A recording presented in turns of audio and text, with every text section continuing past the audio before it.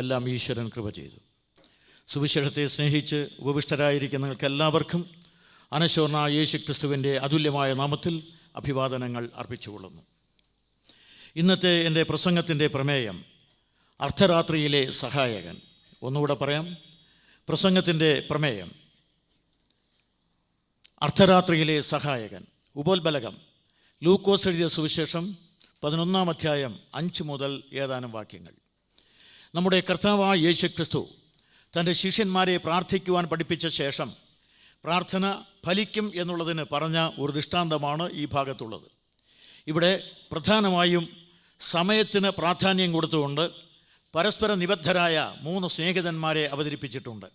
സമയം അർദ്ധരാത്രി, നിശയുടെ നിശബ്ദതയിൽ നിശീഥിനി ആകവെ കുളിരണിഞ്ഞുറങ്ങുന്ന വേളയിൽ വിവശനായി വരുന്ന ഏകാന്തനായ അതിഥിയെ സ്വീകരിക്കുവാൻ സൽക്കരിക്കുവാൻ മനസ്സുണ്ട് എങ്കിലും അവന് ആവുന്നത്ര ഉപചരിക്കുവാൻ വകയില്ലാതെ വിഷമവൃത്തത്തിൽപ്പെട്ടുപോയ അതിഥിയെയും ആതിഥേയനെയും ഒരുപോലെ അനുഗ്രഹിക്കുവാൻ കഴിയുന്ന സമ്പന്നനായ 3-മതൊരു സ്നേഹിതൻ. ഇങ്ങനെ പരസ്പര നിബദ്ധരായ 3 സ്നേഹിതന്മാരെയാണ് ഇവിടെ യേശു ക്രിസ്തു അവതരിപ്പിച്ചിരിക്കുന്നത്. അതിൽ സഹായിക്കുവാൻ കഴിയുന്ന അനുഗ്രഹീതനായ ഈ സഹായകനെക്കുറിച്ച് ആണ് ഞാൻ പറയാൻ ഉദ്ദേശിക്കുന്നത്. അതുകൊണ്ട് പ്രസംഗത്തിൻ്റെ ഉപശീർഷകങ്ങൾ ഇങ്ങനെയായിരിക്കും: ചരിത്രത്തിൻ്റെ അർദ്ധരാത്രിയിലെ സഹായകൻ. 2, ജീവിതത്തിൻ്റെ അർദ്ധരാത്രിയിലെ സഹായകൻ. 3, ക്രൈസ്തവ സഭയുടെ അർദ്ധരാത്രിയിലെ സഹായകൻ.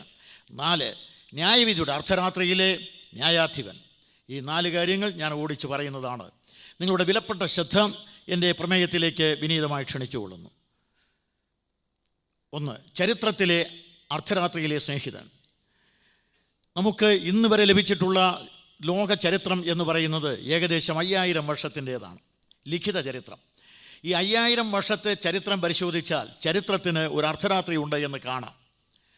വളരെയേറെ വിശദീകരിക്കാതെ പറയുന്ന പക്ഷം H.G. വെൽസിനെ ഇങ്ങനെ ഉദ്ധരിക്കാവുന്നതാണ്. അദ്ദേഹം പറയുന്നത് ക്രിസ്തുവിന് 1 നൂറ്റാണ്ട് മുമ്പ് അതിഭയാനകമായ ഒരു കാലഘട്ടമായിരുന്നു. രക്തസംക്ഷോഭാത്മകമായ സംഭവങ്ങൾ എവിടെയും നടന്നിരുന്നു.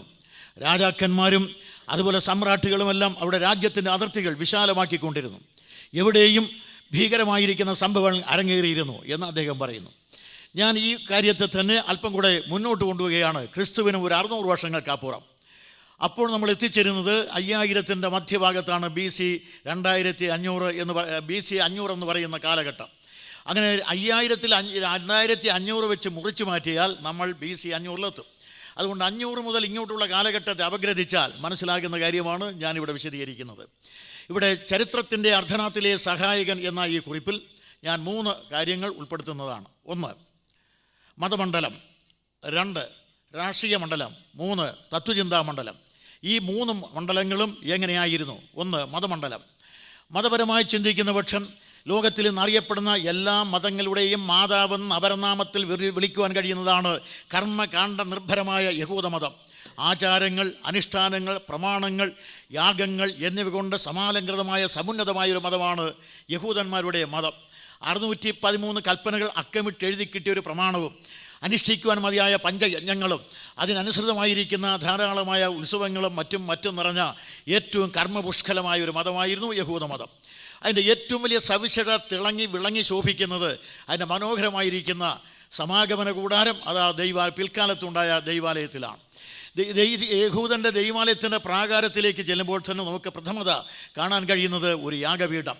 കത്തി എരിയുന്ന കനൽ കൊണ്ട് നിറഞ്ഞ ആ യാഗപീഠം, കഴുത്തറുത്ത കാളയുടെ കഷണങ്ങൾ കത്തി എരിയുന്ന കനൽവേദി, കഴുത്തറുക്കുവാനുള്ള കാളയുടെ മുക്കറകൾ കൊണ്ട് മുഖരിതമായ യജ്ഞവേദി, മാത്രമല്ല കഴുത്തറുത്ത കാളയുടെ കടുനിടംപുരണ്ട ഭയാനകമായ കത്തികൾ, ഇവ കൊണ്ട് ഭയാനകമാണ് യാഗപീഠം. ഈ യാഗപീഠം കാണുമ്പോൾ ഭക്തി ഇല്ലാത്തവൻ പോലും കടം വാങ്ങി കൈകൊണ്ട് നമിച്ചു പോകുന്നതാണ്, അത്ര ഭയാനകമാണ് ആ യാഗപീഠം. ആ യാഗപീഠം കഴിഞ്ഞ് അല്പം കൂടെ മുന്നോട്ട് പോകുമ്പോൾ അവിടെ ഒരു താമ്രത്തോട്ടിയുണ്ട്. അതിമനോഹരമായ അതിബൃഹത്തായ ഒരു താമ്രത്തോട്ടി, അതിനകത്ത് സമൃദ്ധമായി വെള്ളമുണ്ട്. ആ താമ്രത്തോട്ടിയുടെ അടുക്കൽ ചെല്ലുന്ന ഏത് മനുഷ്യനും അവനെ തന്നെ കാണാൻ കഴിയും. അത് ഉണ്ടാക്കിയിരിക്കുന്നത് ആ കാലഘട്ടത്തിൽ യഹൂദ വനിതകൾ സമ്മാനിച്ച അവരുടെ മുഖദർപ്പണങ്ങൾ കൊണ്ടാണ്. കാരണം അവർ മുഖം നോക്കാൻ ഉപയോഗിച്ചിരുന്നത് ലോഹ കണ്ണാടികളാണ്. ആ കാലത്ത് ലോഹ കണ്ണാടികളായിരുന്നു സുലഭം, നമ്മുടെ ആറന്മുള കണ്ണാടി പോലെ. അങ്ങനെയുള്ള ലോഹ കണ്ണാടി കൊണ്ട് നിർമ്മിതമായതായിരുന്നു ഈ കണ്ണാടിക്കടൽ എന്ന് വിളിക്കുന്ന അഥവാ താമ്രക്കടൽ. അതിൽ ധാരാളം വെള്ളമുണ്ട്. അവിടെ ചെന്നാൽ ഏത് മനുഷ്യനും, അതായത് മിക്ക വികാരം അവിടെ ചെല്ലുന്നത് ലേവ്യരും പുരോഹിതന്മാരുമാണ്. ഈ ലേവർ ഇവിടെ യാഗമൊക്കെ അനുഷ്ഠിച്ചിട്ട് അവിടെ ചെല്ലുമ്പോൾ അവൻ്റെ കണ്ണത്ത ഭാഗങ്ങളിൽ അവിടെ ഇവിടെ കിടക്കുന്ന രക്തകണികകളും അവിടെ ഇവിടെ കിടക്കുന്ന മറ്റഴുക്കുമൊക്കെ കണ്ട് അവൻ വെറുതെ പോകണ്ട, അതിനകത്ത് വെള്ളമുള്ളത് കൊണ്ട് തൊട്ട് അത് ശുദ്ധീകരിക്കാം. അതാണ് യഹൂദ മതത്തിനൊരു പ്രത്യേകതയെന്നും കൂടെ ഞാൻ വ്യാഖ്യാനിക്കുക. ലോകത്തിൽ ഇതിനു ശേഷം എത്രയോ കണ്ണാടികൾ ഉണ്ടായിട്ടുണ്ട്. നാം അറിയുന്നത് പോലെ ഈ യഹൂദൻ്റെ അനുഗ്രഹീതമായിരിക്കുന്ന കണ്ണാടി അതിനുശേഷം നേരെ ഗ്രീസിലേക്ക് ചെല്ലുന്ന കാണാം. അവിടെ അഫ്രോഡൈറ്റ് ദേവതയുടെ ക്ഷേത്ര കവാടത്തിൽ ഈ മനോഹരമായൊരു കണ്ണാടി വെച്ചിട്ടുണ്ട്. അതിൻ്റെ അടിയിൽ ഒരു കുറിപ്പുണ്ട്: ആദ്യം നിന്നെ അറിയുക, അനന്തരം ദേവനെ അറിയുക. ഈ വാക്ക് വായിച്ച് എത്രയോ പേർ കണ്ണാടിയിൽ തന്നെ കണ്ടുപോയിട്ടുണ്ട്. ഈ കണ്ണാടി പിന്നീട് ഇന്ത്യക്കാർ കടം വാങ്ങി. ബൃഹസ്പതി എന്ന് പറയുന്ന ആചാര്യനാണ് ഈ കണ്ണാടി ഇവിടെ കൊണ്ടുവന്നത്. അദ്ദേഹത്തിൻ്റെ അടുക്കൽ വിദ്യാഭ്യാസത്തിന് ചെന്ന് ദേവേന്ദ്രനെയും വിരേചനൻ എന്ന് പറഞ്ഞ അസുര രാജാവിനെയും പഠിപ്പിച്ച ശേഷം അദ്ദേഹം പറഞ്ഞു, കണ്ണാടി സുലഭമല്ലാത്തത് കൊണ്ട് നിങ്ങൾ നല്ല ശുദ്ധമായ വെള്ളത്തിൽ ചെന്ന് നിങ്ങളെ തന്നെ കാണണം. ആദ്യം നിങ്ങളെ കാണുക, പിന്നീട് ദേവനെ കാണുക. ഈ തത്വത്തിൻ്റെ മറ്റൊരു മുഖമാണ് ഇവിടെ. കുറെ കൂടെ കഴിഞ്ഞപ്പോൾ ഇതേ കണ്ണാടി നാരായണ ഗുരുദേവൻ കടം വാങ്ങി. അദ്ദേഹം പോകുന്നിടത്തെല്ലാം ഇത് പ്രതിഷ്ഠിക്കുകയുണ്ടായി. അദ്ദേഹം ഉദ്ദേശിച്ചത് ആദ്യം നിന്നെ അറിയുക, പിന്നെ ദേവനെ അറിയുക എന്നാണ്. അതുകൊണ്ട് അന്നത്തെ മനോഹരമായിരിക്കുന്ന ഈ കണ്ണാടി, പക്ഷേ ഈ മറ്റുള്ളവരുടെ എല്ലാം കണ്ണാടിയിൽ അവനെ കണ്ടേച്ച് വന്നതുപോലെ പോകാം. യഹൂദൻ്റെ കണ്ണാടിക്കുള്ള പ്രത്യേകത, അവനെ കാണുമ്പോൾ അവൻ്റെ തനിനിറം ശരിക്കും മനസ്സിലാക്കാം. അവൻ്റെ കണ്ണത്ത ഭാഗത്ത് കിടക്കുന്ന രക്തകണികളും അഴുക്കും മറ്റുമെല്ലാം കഴുകാനുള്ള വെള്ളം അത് സമ്മാനിച്ചിട്ടുണ്ട്. അതാണ് അതിൻ്റെ പ്രത്യേകത. അതുകൊണ്ട് ലോക മതങ്ങളെയും യഹൂദ മതത്തെയും വേർതിരിക്കുവാൻ കഴിയുന്ന ഏറ്റവും വലിയൊരു ദൃഷ്ടാന്തം കൂടെയാണ് ഇതെന്ന് പറഞ്ഞിട്ട് ഞാൻ അപ്പുറം വരിക. ഇത് കഴിഞ്ഞ് നേരെ കുറച്ചുകൂടെ മുന്നോട്ട് ചെല്ലുമ്പോൾ അവിടെ അനുഗ്രഹീതമായ സപ്തശാഖ ഒരു തങ്ക നിലവിളക്കുണ്ട്. പങ്കൻ തെല്ല് പോലും ഇല്ലാത്ത തനി തങ്കം കൊണ്ടുണ്ടാക്കിയ 7 ശിഖരങ്ങളുള്ള തങ്ക നിലവിളക്ക്. ആ തങ്ക നിലവിളക്കിൻ്റെ പ്രകാശ വലയത്തിലിരുന്നു കൊണ്ട് യഹൂദന്മാർ 613 കൽപ്പനകൾ അക്കമിട്ട് വായിക്കാം. ആ പ്രകാശവലയത്തിൽ അവർക്ക് എന്തും ലഭിക്കുന്നതാണ് മനോഹരമായിരിക്കുന്ന പ്രകാശം. ആ പ്രകാശവലയം കഴിഞ്ഞ് അഥവാ നിലവിളക്ക് കഴിഞ്ഞ് കുറെ കൂടെ കഴിയുമ്പോൾ തിരശ്ശീലയുടെ അടുത്ത് ഒരു ധൂമപീഠം ഇരിപ്പുണ്ട്. ധൂപപീഠം. ആ ധൂപപീഠം കഴിഞ്ഞ് തിരശ്ശീല അല്പം നീക്കിയാൽ അകത്തേക്ക് ചെന്നാൽ അവിടെ കൃപാസനമുണ്ട്. ആ കൃപാസനത്തിൻ്റെ അടുക്ക ചെന്നാൽ 2 പ്രധാനപ്പെട്ട വസ്തുത: ദൈവത്തിൻ്റെ ഷഖീന, അവിടെ ദൈവപെട്ടകം. അവിടെ ദൈവത്തിൻ്റെ ഷഖീനയുടെ തേജസ് അകത്തും നിലവിളക്കിൻ്റെ പ്രകാശം പുറത്തും, രണ്ടിനെയും മറച്ചിരിക്കുന്ന തിരശ്ശീല. ഇതാണ് യെരുശലേം ദൈവാലയത്തിൻ്റെ ഒരു സാമാന്യ രൂപം. അപ്പോൾ ഇത്രയും മനോഹരമായൊരു മതത്തിൻ്റെ ഉടമകളാണ് യഹൂദന്മാർ. കർമ്മകാണ്ഡ നിർഭരമായൊരു മതം. ഇതിൻ്റെ മറ്റൊരു പതിപ്പാണ് ഇന്ത്യയിൽ ആര്യന്മാരുടെ മതം. ആര്യന്മാർ ഒരുപക്ഷെ എൻ്റെ ചരിത്രപരമായ അറിവനുസരിച്ച് ഏഷ്യ മൈനർ ഭാഗങ്ങളിൽ നിന്ന്, പ്രാചീന ഹിത്യ സാമ്രാജ്യത്തിൽ നിന്ന് ഇന്ത്യയിലേക്ക്, ആദ്യം ഇറാനിലേക്കും പിന്നെ ഇന്ത്യയിലേക്ക് കുടിയേറിയവരാണ്. ഒരു വിഭാഗം ആളുകൾ ജർമ്മനിയിലേക്ക് പോയിട്ടുണ്ട്. അങ്ങനെ ഇന്ത്യയിൽ വന്ന ആര്യന്മാരും ഈ യാഗവിദ്യ തന്നെ അനുഷ്ഠിക്കുകയുണ്ടായി. യഹൂദന്മാരെ പോലെ അതിന് സമാനമായ യാഗവിദ്യ അനുഷ്ഠിച്ച ആരെങ്കിലും ഉണ്ടെങ്കിൽ അത് ആര്യന്മാർ മാത്രമാണ്. അവർക്കും അനവധിയായ യാഗങ്ങളുണ്ട്. ഞാൻ കഴിഞ്ഞ ദിവസം ഉദ്ധരിച്ചതുപോലെ സുമാർ അഴീക്കോട് പറഞ്ഞു, ഇന്ത്യയുടെ തെക്ക് മുതൽ വടക്ക് വരെ ആയിരക്കണക്കിന് യജ്ഞകുണ്ടങ്ങൾ അറുക്കപ്പെട്ട പശുക്കളുടെ ധൂമം കൊണ്ട് ഇന്ത്യയുടെ അന്തരീക്ഷം മേഘാവൃതമായി. അത്രയ്ക്ക് ഭയാനകമായി അനവധി യാഗങ്ങൾ അവിടെ നടന്നിരുന്നു. അവർക്കുമുണ്ട് നിലവിളക്ക്, മനോഹരമായ കത്തിച്ചെടുത്ത നിലവിളക്ക്. അവർക്ക് ആ നിലവിളക്ക് കൊണ്ടും യജ്ഞകുണ്ടങ്ങളിൽ നിന്ന് പുറപ്പെട്ടു വരുന്ന എന്ന് വെച്ചാൽ യഹൂദന്മാർ യാഗപീഠങ്ങളിൽ ആരാധിച്ചപ്പോൾ ഇന്ത്യയിലെ ആര്യന്മാർ യജ്ഞകുണ്ടങ്ങളിലാണ്, കുഴികളിലാണ് ആരാധിച്ചത്. യജ്ഞകുണ്ടമുണ്ടാക്കി അതിൽ ആരാധിച്ചിരുന്നു.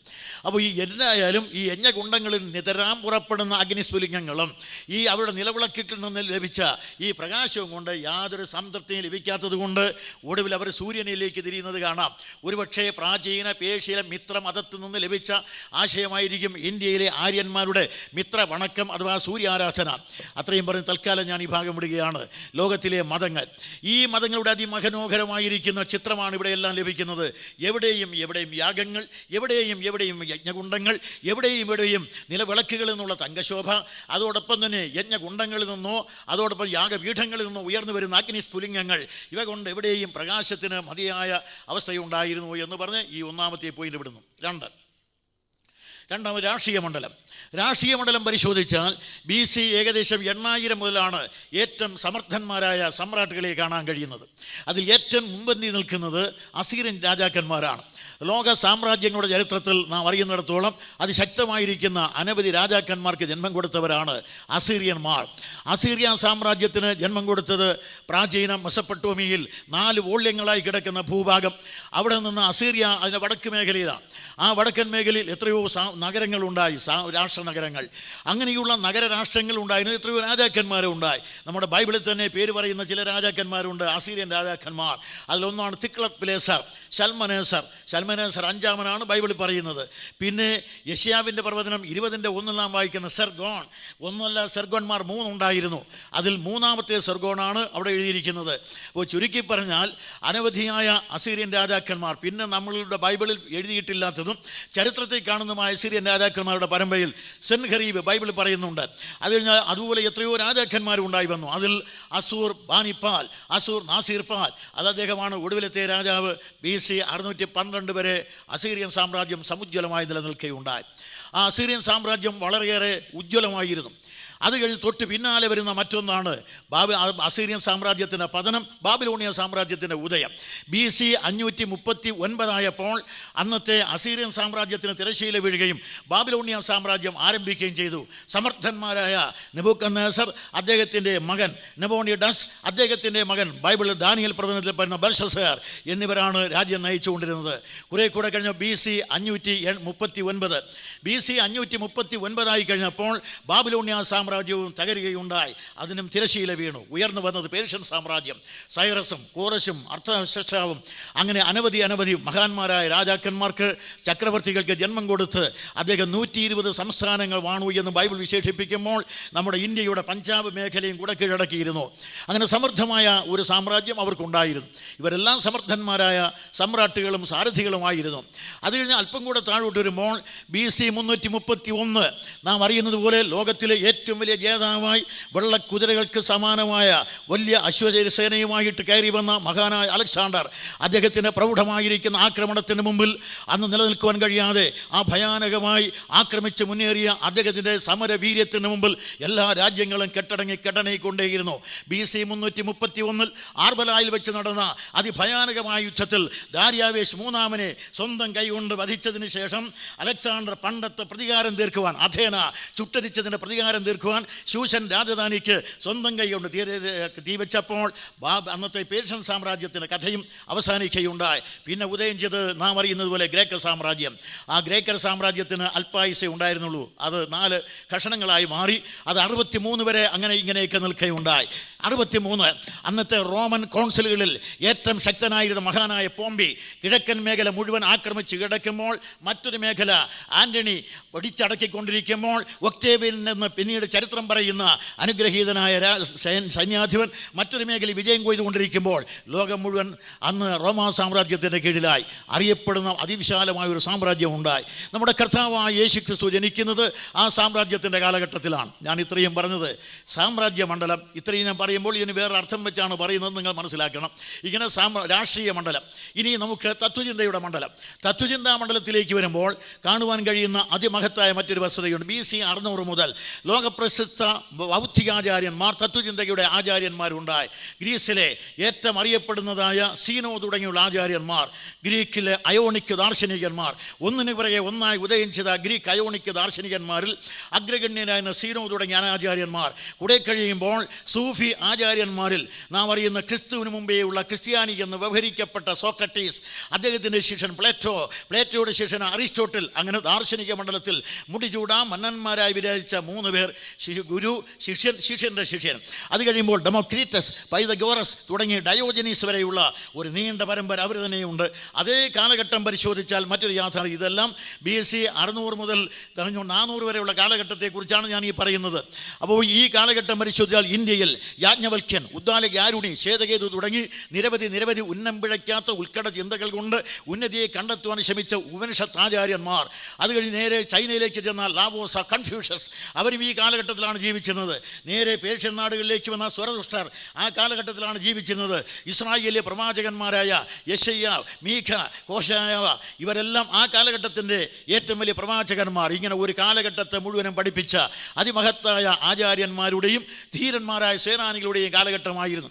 അതുകൊണ്ട് ഈ കാലഘട്ടത്തെ ചരിത്രകാരന്മാരെല്ലാം വിശേഷിപ്പിക്കുന്നത് ചരിത്രത്തിൽ ഏറ്റവും സുവർണമായ ദശ എന്നാണ്. ഇതാണ് ചരിത്രകാരന്മാർ എല്ലാവരും പറയുന്നത്. ചരിത്രത്തിലെ ഏറ്റവും മഹനീയമായ ദശയാണ് BC 600 മുതൽ ഏകദേശം 400 വരെയുള്ള കാലഘട്ടം. പക്ഷേ ഈ കാലഘട്ടത്തെക്കുറിച്ച് അതൊക്കെ ഞാൻ പറയുന്നത് ശരിയാണെങ്കിലും മറുവശത്ത് ഒരു കാര്യം കൂടെയുണ്ട്. ഈ കാലഘട്ടത്തെ 2 അധ്യായമായിട്ടാണ് പ്രവാചകന്മാർ മനസ്സിലാക്കിയത്. യെശയ്യാവിൻ്റെ പ്രവചനം നിങ്ങൾ 9-ാം അധ്യായം വായിച്ചാൽ അവിടെ ജനം ഇരുട്ടിലിരിക്കുന്നു എന്നാണ് അദ്ദേഹം പറഞ്ഞത്. ഇത്രയും പ്രൗഢമായിരിക്കുന്ന എല്ലാ സംവിധാനങ്ങളും ഉണ്ടെങ്കിലും എന്ന് പറഞ്ഞാൽ മതം മഹനീയമായി വിരാജിച്ചിരുന്നു എങ്കിലും, രാഷ്ട്രീയം അനുഗ്രഹീതമായി ശക്തമായി നിലനിന്നിരുന്നു എങ്കിലും, തത്വചിന്താമണ്ഡലം പ്രബുദ്ധമായിരുന്നു എങ്കിലും ജനം ഇരുട്ടിലിരിക്കുന്നു എന്നവരെല്ലാം കേഴുകയാണ്. ഇങ്ങനെ ഇരുട്ടിലിരിക്കുന്ന ജനം എവിടെയും ഇരുട്ടിലാണിരുന്നത്. അതുകൊണ്ട് എവിടെയും ആളുകൾ അന്ധകാരത്തിൽ ഒരുപോലെ തന്നെ നിവദിക്കുകയുണ്ടായി. ആ അന്ധകാരത്തിലിരിക്കുന്ന ജനതയ്ക്ക് ആവശ്യമെന്ന് പറയുന്നത് അല്പമായ വെളിച്ചമാണ്. ഈ 3 മണ്ഡലങ്ങളിൽ നിന്നും വെളിച്ചത്തിന് വേണ്ടി കൊതിക്കുന്ന അനവധിയായ ആളുകളെ കാണുവാൻ കഴിയും. അങ്ങനെയുള്ള ചിലരെ ഞാൻ അവതരിപ്പിക്കുകയാണ്. ഞാൻ കഴിഞ്ഞ ആദ്യ ദിവസം ഓർപ്പിച്ചതുപോലെ അറിയപ്പെടുന്ന ലോകത്തിൽ ഏറ്റവും ഭക്തനായിരുന്ന യോബ്, അദ്ദേഹം പ്രാർത്ഥിച്ചത്, അല്ലയോ ദൈവമേ, എവിടെയാണ് വെളിച്ചം, എവിടെയാണ് വെളിച്ചത്തിൻ്റെ വാതിൽ? വെളിച്ചത്തിൻ്റെ അന്വേഷിക്കുകയാണ് അദ്ദേഹം. അതുകൊണ്ട് അദ്ദേഹത്തിൻ്റെ അനുഗ്രഹീതമായ ഭക്തിയും അദ്ദേഹത്തിൻ്റെ ദാനധർമാദികളും കൊണ്ട് വെളിച്ചത്തിൻ്റെ വാതിലും മനസ്സിലായില്ല. അദ്ദേഹം വെളിച്ചം തേടുകയാണ്. കുറെ കൂടെ കഴിഞ്ഞപ്പോൾ BC 1000 ഇസ്രായേലിലെ ഗാനഗന്ധർവനായ രാജാവ് പറയുന്നത് ഇങ്ങനെയാണ്, അതായത് ദാവീദ് പറയുന്നത്, യഹോവേ, ഞങ്ങളുടെ ഈ പ്രകാശവലയമുണ്ടല്ലോ, തങ്ക നിലവിളക്ക്, ഈ സപ്തശാഖ്യായ തങ്ക നിലവിളക്കിൻ്റെ പ്രകാശമോ ഷെഖയിനയുടെ തേജസ്സോ യാഗപീഠത്തിനുള്ള അഗ്നിസ്ഫുലിംഗങ്ങളോ ഞങ്ങൾക്ക് ആവശ്യമായ വെളിച്ചം തരുന്നില്ല. യഹോവേ, അവിടുത്തെ മുഖപ്രകാശം ഞങ്ങളുടെ മേൽ ഉദിപ്പിക്കണം. അതുകൊണ്ട് ഈ ഭൗതികമായ വെളിച്ചം പര്യാപ്തമല്ല എന്നാണ് അദ്ദേഹം സമ്മതിച്ചിരിക്കുന്നത്. BC 700 വരുമ്പോൾ ഇതേ ആശയം തന്നെ ഇന്ത്യയിൽ മുഴങ്ങിക്കേൾക്കാം. അനവധിയായ യാഗങ്ങൾ കൊണ്ട് അനുഗ്രഹീതമായ യജ്ഞകുണ്ടങ്ങളിൽ നിന്ന് ഉദിച്ചു വന്നതായ അഗ്നിസ്ഫുലിംഗങ്ങളാകട്ടെ, ആര്യന്മാർ അവിടെ ഇവിടെയായി കത്തിച്ചു വെച്ച നിലവിളക്കിൻ്റെ ശോഭയാകട്ടെ, അവർ അനുദിനം നമിച്ചുകൊണ്ടിരുന്ന തൽസവിതുർവരണ്യം ഭഗോ ദേവസ്യ ധീമഹീധിയോ യോന പ്രചോദയാത് എന്നുള്ള ഗായത്രിയെ മന്ത്രം മുഖേന ഏതൊരു സൂര്യനെ നമിച്ചുവോ ആ സൂര്യനും അവർക്ക് വേണ്ടത്ര ആധ്യാത്മിക പ്രകാശം ലഭിച്ചില്ല എന്നവർ സമ്മതിച്ചുകൊണ്ട് അനന്തതയിലേക്ക് തിരിഞ്ഞവർ പറഞ്ഞു, അസതോ മാം സത്ഗമയ തമസോ മാം ജ്യോതിർഗമയ മൃത്യു മാം അമൃതംഗമയ. അല്ല ഈശ്വര, ഇവയെല്ലാം പരാജയമാണ്. അതുകൊണ്ട് ഞങ്ങളെ അസത്യത്തിൽ നിന്ന് സത്യത്തിലേക്ക്, അന്ധകാരത്തിൽ നിന്ന് വെളിച്ചത്തിലേക്ക്, മൃതിയിൽ നിന്ന് അമൃതിലേക്ക് നയിക്കണം. അവർ സമ്മതിച്ചു, ഞങ്ങൾ അന്ധകാരത്തിലാണ് ഇരിക്കുന്നത്. അത് കഴിഞ്ഞ് കുറേ കൂടെ കഴിയുമ്പോൾ ഇതേ ആശയം തന്നെയാണ് പിന്നെയും രാഷ്ട്രീയ മണ്ഡലത്തിൽ. ഞാൻ പറഞ്ഞല്ലോ, അനവധി രാഷ്ട്രജാതീയ നേതാക്കന്മാരെ കുറിച്ച് പറഞ്ഞ കൂട്ടത്തിൽ പറഞ്ഞ ഒരാളാണ് അസൂർ ബാനിപ്പാൽ. BC ഏകദേശം 622 വരെ ഭരിച്ച അസീറിയൻ ചക്രവർത്തി അസൂർ ബാനിപ്പാൽ. സൈന്യവിന്യാസം കൊണ്ട് സടകുടഞ്ഞേറ്റ സൈന്യാധിപന്മാരിൽ, സമ്രാട്ടുകളിൽ സമാനതയില്ലാതെ വിരാജിച്ച അസൂർ ബാനിപ്പാൽ ജീവിതത്തിൻ്റെ സായാജ്ഞവേളയിൽ സസങ്കടം സമുന്നതനായ ദൈവത്തോട് സവിനയം പ്രാർത്ഥിച്ചത് ഇങ്ങനെയാണ്, അല്ലയോ മഹാദൈവമേ, എനിക്ക് ഒരു വെളിച്ചം നൽകി അനുഗ്രഹിക്കണം, എന്നെ വെളിച്ചം കാണുവാൻ അനുവദിക്കണം. അദ്ദേഹം BC 600 കഴിഞ്ഞ് നാം പിന്നെയും താഴോട്ട് വരുമ്പോൾ പിന്നെയും ഇതുപോലെയുള്ള ആചാര്യന്മാരെ തത്വചിന്താമണ്ഡലം, ഞങ്ങളുടെ ബൗദ്ധികമായ ചിന്താഗതി കൊണ്ട്, ആശയപരമായിരിക്കുന്ന ചിന്ത കൊണ്ട്, ഉപനിഷത്തിൻ്റെ അനുഗ്രഹീതമായ ഉന്നതി കൊണ്ട് ഒരു നേട്ടവും ഉണ്ടായിട്ടില്ല. അല്ലയോ ഈശ്വര, അവിടുന്ന് തന്നെ ഞങ്ങളെ പ്രകാശിപ്പിക്കണം. ഗ്രീസിലെ സാമോസ എന്ന ദ്വീപിൽ നിന്നുകൊണ്ട് സൈമോണിഡീസ് എന്ന് പറയുന്ന ദാർശനിക ആചാര്യൻ പ്രാർത്ഥിച്ചു, അല്ലയോ ദൈവമേ, എൻ്റെ ജീവിതം ഹ്രസ്വം പാപപൂർണ്ണം, വെളിച്ചത്തിന് ഒരു പരിവേഷം എനിക്ക് നൽകണം. BC 400 ഇസ്രായേലിലെ അന്ത്യപ്രവാചകനായ മലാക്കി തൻ്റെ പ്രവചനത്തിൻ്റെ വാക്കുകൾ എഴുതി തൂലിക താഴെ വെച്ച് പ്രാവചനിക മണ്ഡലത്തിൽ നിന്ന് വഴിമാറിപ്പോകുന്ന വേളയിൽ ഒടുവിലായി അദ്ദേഹം പറഞ്ഞു, ഞങ്ങളുടെ യാഗങ്ങൾ കൊണ്ട് വെളിച്ചം ലഭിക്കുന്നില്ല, ഷെഖയിനയുടെ തേജസ് കൊണ്ട് മതിയായ വെളിച്ചം ലഭിക്കുന്നില്ല, ഞങ്ങൾക്കുണ്ട് നിലവിളക്കാകട്ടെ പ്രകാശം തരുന്നതുമില്ല. ഇനിയും യഹോവേ, അവിടുത്തെ മുഖപ്രകാശം മാത്രമല്ല, നീതി സൂര്യൻ ലോകോപശാന്തിയോടുകൂടി ഉദിക്കണമേ. ഈ പ്രാർത്ഥനയോടുകൂടി അദ്ദേഹം തൂലിക താഴെ വെച്ച് വഴിമാറിപ്പോകുന്ന കാണാം. അതുമുതൽ ചരിത്രകാരന്മാർ പറയുന്നത് പോലെ ഒരു അന്ധകാരകാലം ആവിർഭവിക്കുകയുണ്ടായി. 400 വർഷത്തെ ദീർഘമായ അന്തരാളം, അതൊക്കെ വിശദീകരിച്ചാൽ മണിക്കൂർ കണക്കിന് പറയേണ്ടി വരും. അതുകൊണ്ട് ഞാൻ ഓടിച്ചു മാത്രം പറഞ്ഞു നിർത്തുകയാണ്. ഈ കാലഘട്ടത്തിൻ്റെ ഒടുവിൽ എവിടെയും നാം കണ്ടത്, അവിടെ പ്രതിനിധികളെയാണ് ഞാൻ അവതരിപ്പിച്ചത്. അവനിയുടെ ആഗോളതലത്തിൽ നാം പരിധി നോക്കിയാൽ അല്പമായ വെളിച്ചത്തിന് വേണ്ടി അവിടെ ചമ്രം പടിഞ്ഞിരുന്ന് അനന്തതയിലേക്ക് കണ്ണും നട്ട് അനശ്വരനായ ദൈവത്തോട് അല്പം അനന്തമായി വെളിച്ചം നൽകണമെന്ന് അർത്ഥിക്കുന്ന അനവധി ആളുകളെ അവിടെ എവിടെയായി കാണാവുന്നത് എങ്ങനെയാണ്? അങ്ങനെയുള്ള ജനകോടികളുടെ അന്തരാത്മാവിൽ ആരംഭിച്ച അനന്തതയുടെ ചെവിത്തടത്തിൽ മുഴങ്ങിയെത്തുന്ന അനുഗ്രഹീതമായ വേദനയുടെ വാക്കുകൾക്ക് മറുപടി പറയാതിരിക്കാൻ കഴിയാത്ത ആ ദൈവം അവർക്ക് ആവശ്യമായ വെളിച്ചം ഒതുക്കി നൽകുവാൻ പ്രസാദിക്കുകയുണ്ടായി. പ്രവാചകൻ പറഞ്ഞത്, ജനം ഇരുട്ടിലാണ് ഇരിക്കുന്നത്. അവരെല്ലാവരും സമ്മതിച്ചു, ഞങ്ങളുടെ മതമാകട്ടെ, രാഷ്ട്രീയമാകട്ടെ, ഞങ്ങളുടെ ബൗദ്ധികമാകട്ടെ വെളിച്ചം തരുന്നില്ല എന്നെല്ലാവരും സമ്മതിച്ച് നിൽക്കുമ്പോൾ ദൈവം പറഞ്ഞു, എല്ലാം തോറ്റാൽ ദൈവം. അതുകൊണ്ട് ആ ദൈവത്തിൻ്റെ അരുളപ്പാടാണ് നമ്മളിവിടെ വായിക്കുന്നത്. ആ ദൈവം വെളിച്ചമായി ഉദിക്കുകയാണ്. അങ്ങനെ നമ്മുടെ കർത്താവായ യേശു ക്രിസ്തു എന്ന കാലകതിരവൻ കന്യകയുടെ മകനായി കാലത്തിൽ എന്ന് വെച്ചാൽ കാലങ്ങൾക്കപ്പുറത്ത് നിന്ന് കന്യകയുടെ മകനായി കാലത്തിലേക്ക് അവതീർണമായി കാലിത്തൊഴുത്തിൽ കിടക്കുന്ന കാഴ്ച കണ്ടുകൊണ്ട് മത്തായി എഴുതി വെച്ചത് ഇങ്ങനെയാണ്: ഇരുട്ടിലിരിക്കുന്ന ജനം വലിയൊരു വെളിച്ചം കണ്ടു. പ്രവാചകനായ യെശയ്യാവിനെ ഉദ്ധരിച്ചുകൊണ്ട് മത്തായി എഴുതിയ സുവിശേഷം 4-ാം അധ്യായത്തിൻ്റെ 14 മുതൽ വാക്യത്തിൽ അദ്ദേഹം പറഞ്ഞു, ഇരുട്ടിലിരിക്കുന്ന ജനം വലിയൊരു വെളിച്ചം കണ്ടു. എവിടെയെല്ലാം? യോർദാൻ നക്കരെ, ജാതിയുടെ ഗലീലയിൽ, സെബുലൂൺ ദേശത്ത്, എല്ലായിടത്തുമുള്ള എല്ലാവർക്കും വെളിച്ചം ഉദിച്ചിരിക്കുന്നു. മരണ ഇരുളിൻ്റെ താഴ്വര എന്ന് പറഞ്ഞാൽ ലോകത്തെ മുഴുവൻ ഗ്രസിച്ചു നിൽക്കുന്ന മരണ ഇരുളിൻ്റെ താഴ്വരയിലിരിക്കുന്നവർക്ക് എല്ലാം വെളിച്ചം ഉദിച്ചിരിക്കുന്നു. യേശു ക്രിസ്തു ലോകത്തിൽ ഉദിച്ചതോടുകൂടിയാണ് ജനകോടികൾ വെളിച്ചം കാണാൻ തുടങ്ങിയത്. അതുവരെയുള്ള ഞാൻ പ്രതിപാദിച്ചതായ ഈ അനുഗ്രഹീതമായ മതങ്ങളാകട്ടെ, തത്വചിന്തകളാകട്ടെ, രാഷ്ട്രീയ പ്രതിഭാസങ്ങളാകട്ടെ ആരെയും ഒരിക്കലും ആവശ്യമായ ആധ്യാത്മികമായ വെളിച്ചം നൽകി അനുഗ്രഹീതമായ അവസ്ഥയിലേക്ക് നയിച്ചില്ല. അതിന് കഴിയുന്നത് ഈശ്വരൻ മാത്രം. ഈശ്വരൻ മനുഷ്യനായി അവതരിച്ച നമ്മുടെ കർത്താവായ യേശു ക്രിസ്തു ഇപ്പോൾ ഉദിച്ചതോടുകൂടി ജനകോടികൾ വെളിച്ചം കാണാൻ ഇടയായി. നമ്മുടെ കർത്താവായ യേശു ക്രിസ്തു കാലമധ്യത്തിലൂടെ പ്രഖ്യാപനം നടത്തി. യോഹന്നാൻ 8:12, ഞാൻ ലോകത്തിൻ്റെ വെളിച്ചമാകുന്നു, എന്നെ അനുഗമിക്കുന്നവൻ ഇരുളിൽ നടക്കാതെ ജീവനുള്ളവൻ്റെ വെളിച്ചം കാണും. യേശു ക്രിസ്തു മാത്രമേ പറഞ്ഞിട്ടുള്ളൂ, ഞാൻ ലോകത്തിൻ്റെ വെളിച്ചമാകുന്നു. ശ്രീ ബുദ്ധനെ കുറിച്ച് നമ്മൾ പറയുന്നത് യേശുയുടെ വെളിച്ചം. അദ്ദേഹം അവകാശപ്പെട്ടിട്ടില്ല ഞാൻ യേശുയുടെ വെളിച്ചമാകുന്നു എന്ന്. ഒന്നുകൂടെ പറയാം, ശ്രീ ബുദ്ധൻ ഞാൻ യേശുയുടെ വെളിച്ചമാകുന്നു എന്ന് ഒരിക്കൽ പോലും അവകാശപ്പെട്ടിട്ടില്ല.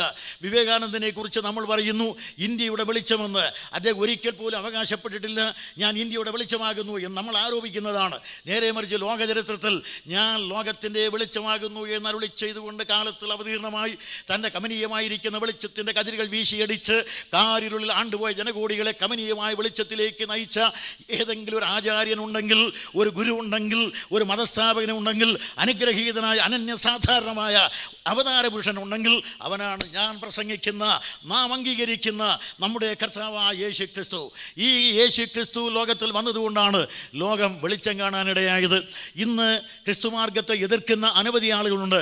അവർ ഈ വെളിച്ചം കണ്ടതും ഇതുകൊണ്ടാണെന്ന് മനസ്സിലാക്കണം. ഞാൻ വളരെയേറെ വിശദീകരിക്കുന്നില്ല. കേരളത്തിൻ്റെ ചരിത്രം പരിശോധിച്ചാൽ അവിടെയുള്ള ജനങ്ങളുടെ ചരിത്രത്തിൽ ധാരാളം ജാതികളുള്ള രാജ്യമായ ഇന്ത്യയിൽ അവിടെയുള്ള ഒരു വിഭാഗമായി ചാതുർമന്യത്തിൽപ്പെട്ടതായ ആളുകൾ, സവർണർ, അവരൊഴിച്ച് മറ്റ് അവർണവർഗത്തിൽപ്പെട്ടതെന്ന് അക്ഷരത്തിന് അവകാശമില്ല. അവരെല്ലാം അക്ഷരം വിലക്കപ്പെട്ടവരാണ്, അടിമത്വത്തിന് വിധിക്കപ്പെട്ടവരെന്ന് അവസരം നേടി തള്ളപ്പെട്ടവരാണ്. അങ്ങനെയുള്ള ആളുകളാണ് അവിടെ ഉണ്ടായിരുന്നത്. അവർക്ക് 10 സെൻറ്റ് കിടപ്പാടത്തിന് ഭൂമി വാങ്ങിക്കുവാൻ വെള്ളക്കാരും മിഷണന്മാരും വരുന്നൊരു അവകാശമില്ല. അങ്ങനെയുള്ള നമ്മുടെ നാട്ടിൽ ക്രിസ്ത്യൻ മിഷണന്മാർ വന്നു. അവർ വന്ന് കുറേ പള്ളികൾ കെട്ടിയില്ല. യേശു ക്രിസ്തു എന്ന കതിരവൻ്റെ കതിരുകൾ കൊണ്ട് വെളിച്ചം കണ്ട ക്രിസ്ത്യൻ മിഷണന്മാർ വന്ന് കുറേ പള്ളികൾ മാത്രം കെട്ടിപ്പൊക്കിയവരല്ല, പള്ളിയോട് ചേർത്തവർ കൂടങ്ങൾ ഉണ്ടാക്കി, സമം പള്ളിക്കൂടം. ഈ പള്ളിക്കൂടത്തിൽ ചെന്ന് 10 അക്ഷരം പഠിച്ചതുകൊണ്ടാണ് ഡോക്ടർ പൽപ്പു ആയത്. അതുകൊണ്ടാണ് അംബേദ്കർ ആയത്. അതുകൊണ്ടാണ് ജഗജീവൻ റാം കേന്ദ്ര ക്യാബിനറ്റ് കണ്ടത്. അതുകൊണ്ടാണ് റാംധം നേതാവായത്. അതുകൊണ്ടാണ് മുലായം സിംഗ് യാദവും ലാലു പ്രസാദ് യാദവും അണ്ണാദുരയും കരുണാനിധിയും രാജ്യം ഭരിക്കുന്നവരായത്. അതുകൊണ്ടാണ് ഞങ്ങളും ആണ് എന്ന് ചിലർ ഇപ്പോൾ കൈപൊക്കി നടക്കുന്നത്.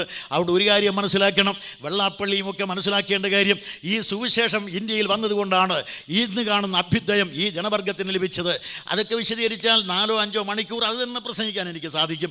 അവിടെ പ്രിയ സ്നേഹിതരെ, ഞാൻ ഊഹാഭോഗം പറയാറില്ല. ആധികാരികമായ ഗ്രന്ഥങ്ങൾ പരിശോധിച്ച് അവയുടെ അടിസ്ഥാനത്തിലേ പറയുള്ളൂ. കർത്താവായ യേശു ക്രിസ്തു ലോകത്തിൽ വന്നപ്പോൾ സംഭവിച്ചത് H.G. വെൽസ് പറഞ്ഞു, മനുഷ്യനോട് മനുഷ്യനെന്ന നിലയ്ക്കൊരാദരവ് ലോകത്തിൽ ആദ്യമായി പ്രകടമായത് യേശു ക്രിസ്തുവിന്റെ ഉപദേശങ്ങൾ പ്രചരിച്ചതോടുകൂടെ. അത് തന്നെ പിന്നീട് ലോകനാഗരികതയുടെ ചരിത്രം എഴുതിയ ജയ് സെയിൻ പറഞ്ഞു, മാനവ ഹൃദയങ്ങളെ സ്നിഗ്ധമാക്കുവാൻ കഴിഞ്ഞത് യേശു ക്രിസ്തുവിന്റെ ഉപദേശം. ഈ രണ്ടുപേരും ഒരിക്കലും പേരുകൊണ്ട് നിങ്ങൾക്ക് എങ്ങനെ തോന്നിയാലും ക്രിസ്ത്യാനികളല്ലെന്ന് മനസ്സിലാക്കണം. അവരെഴുതി വെച്ചതാണ്. ഇത് തന്നെ ജവഹർലാൽ നെഹ്റു ഗ്ലിംസംസ് ഓഫ് വേൾഡ് ഹിസ്റ്ററിയിൽ പറഞ്ഞിട്ടുണ്ട്.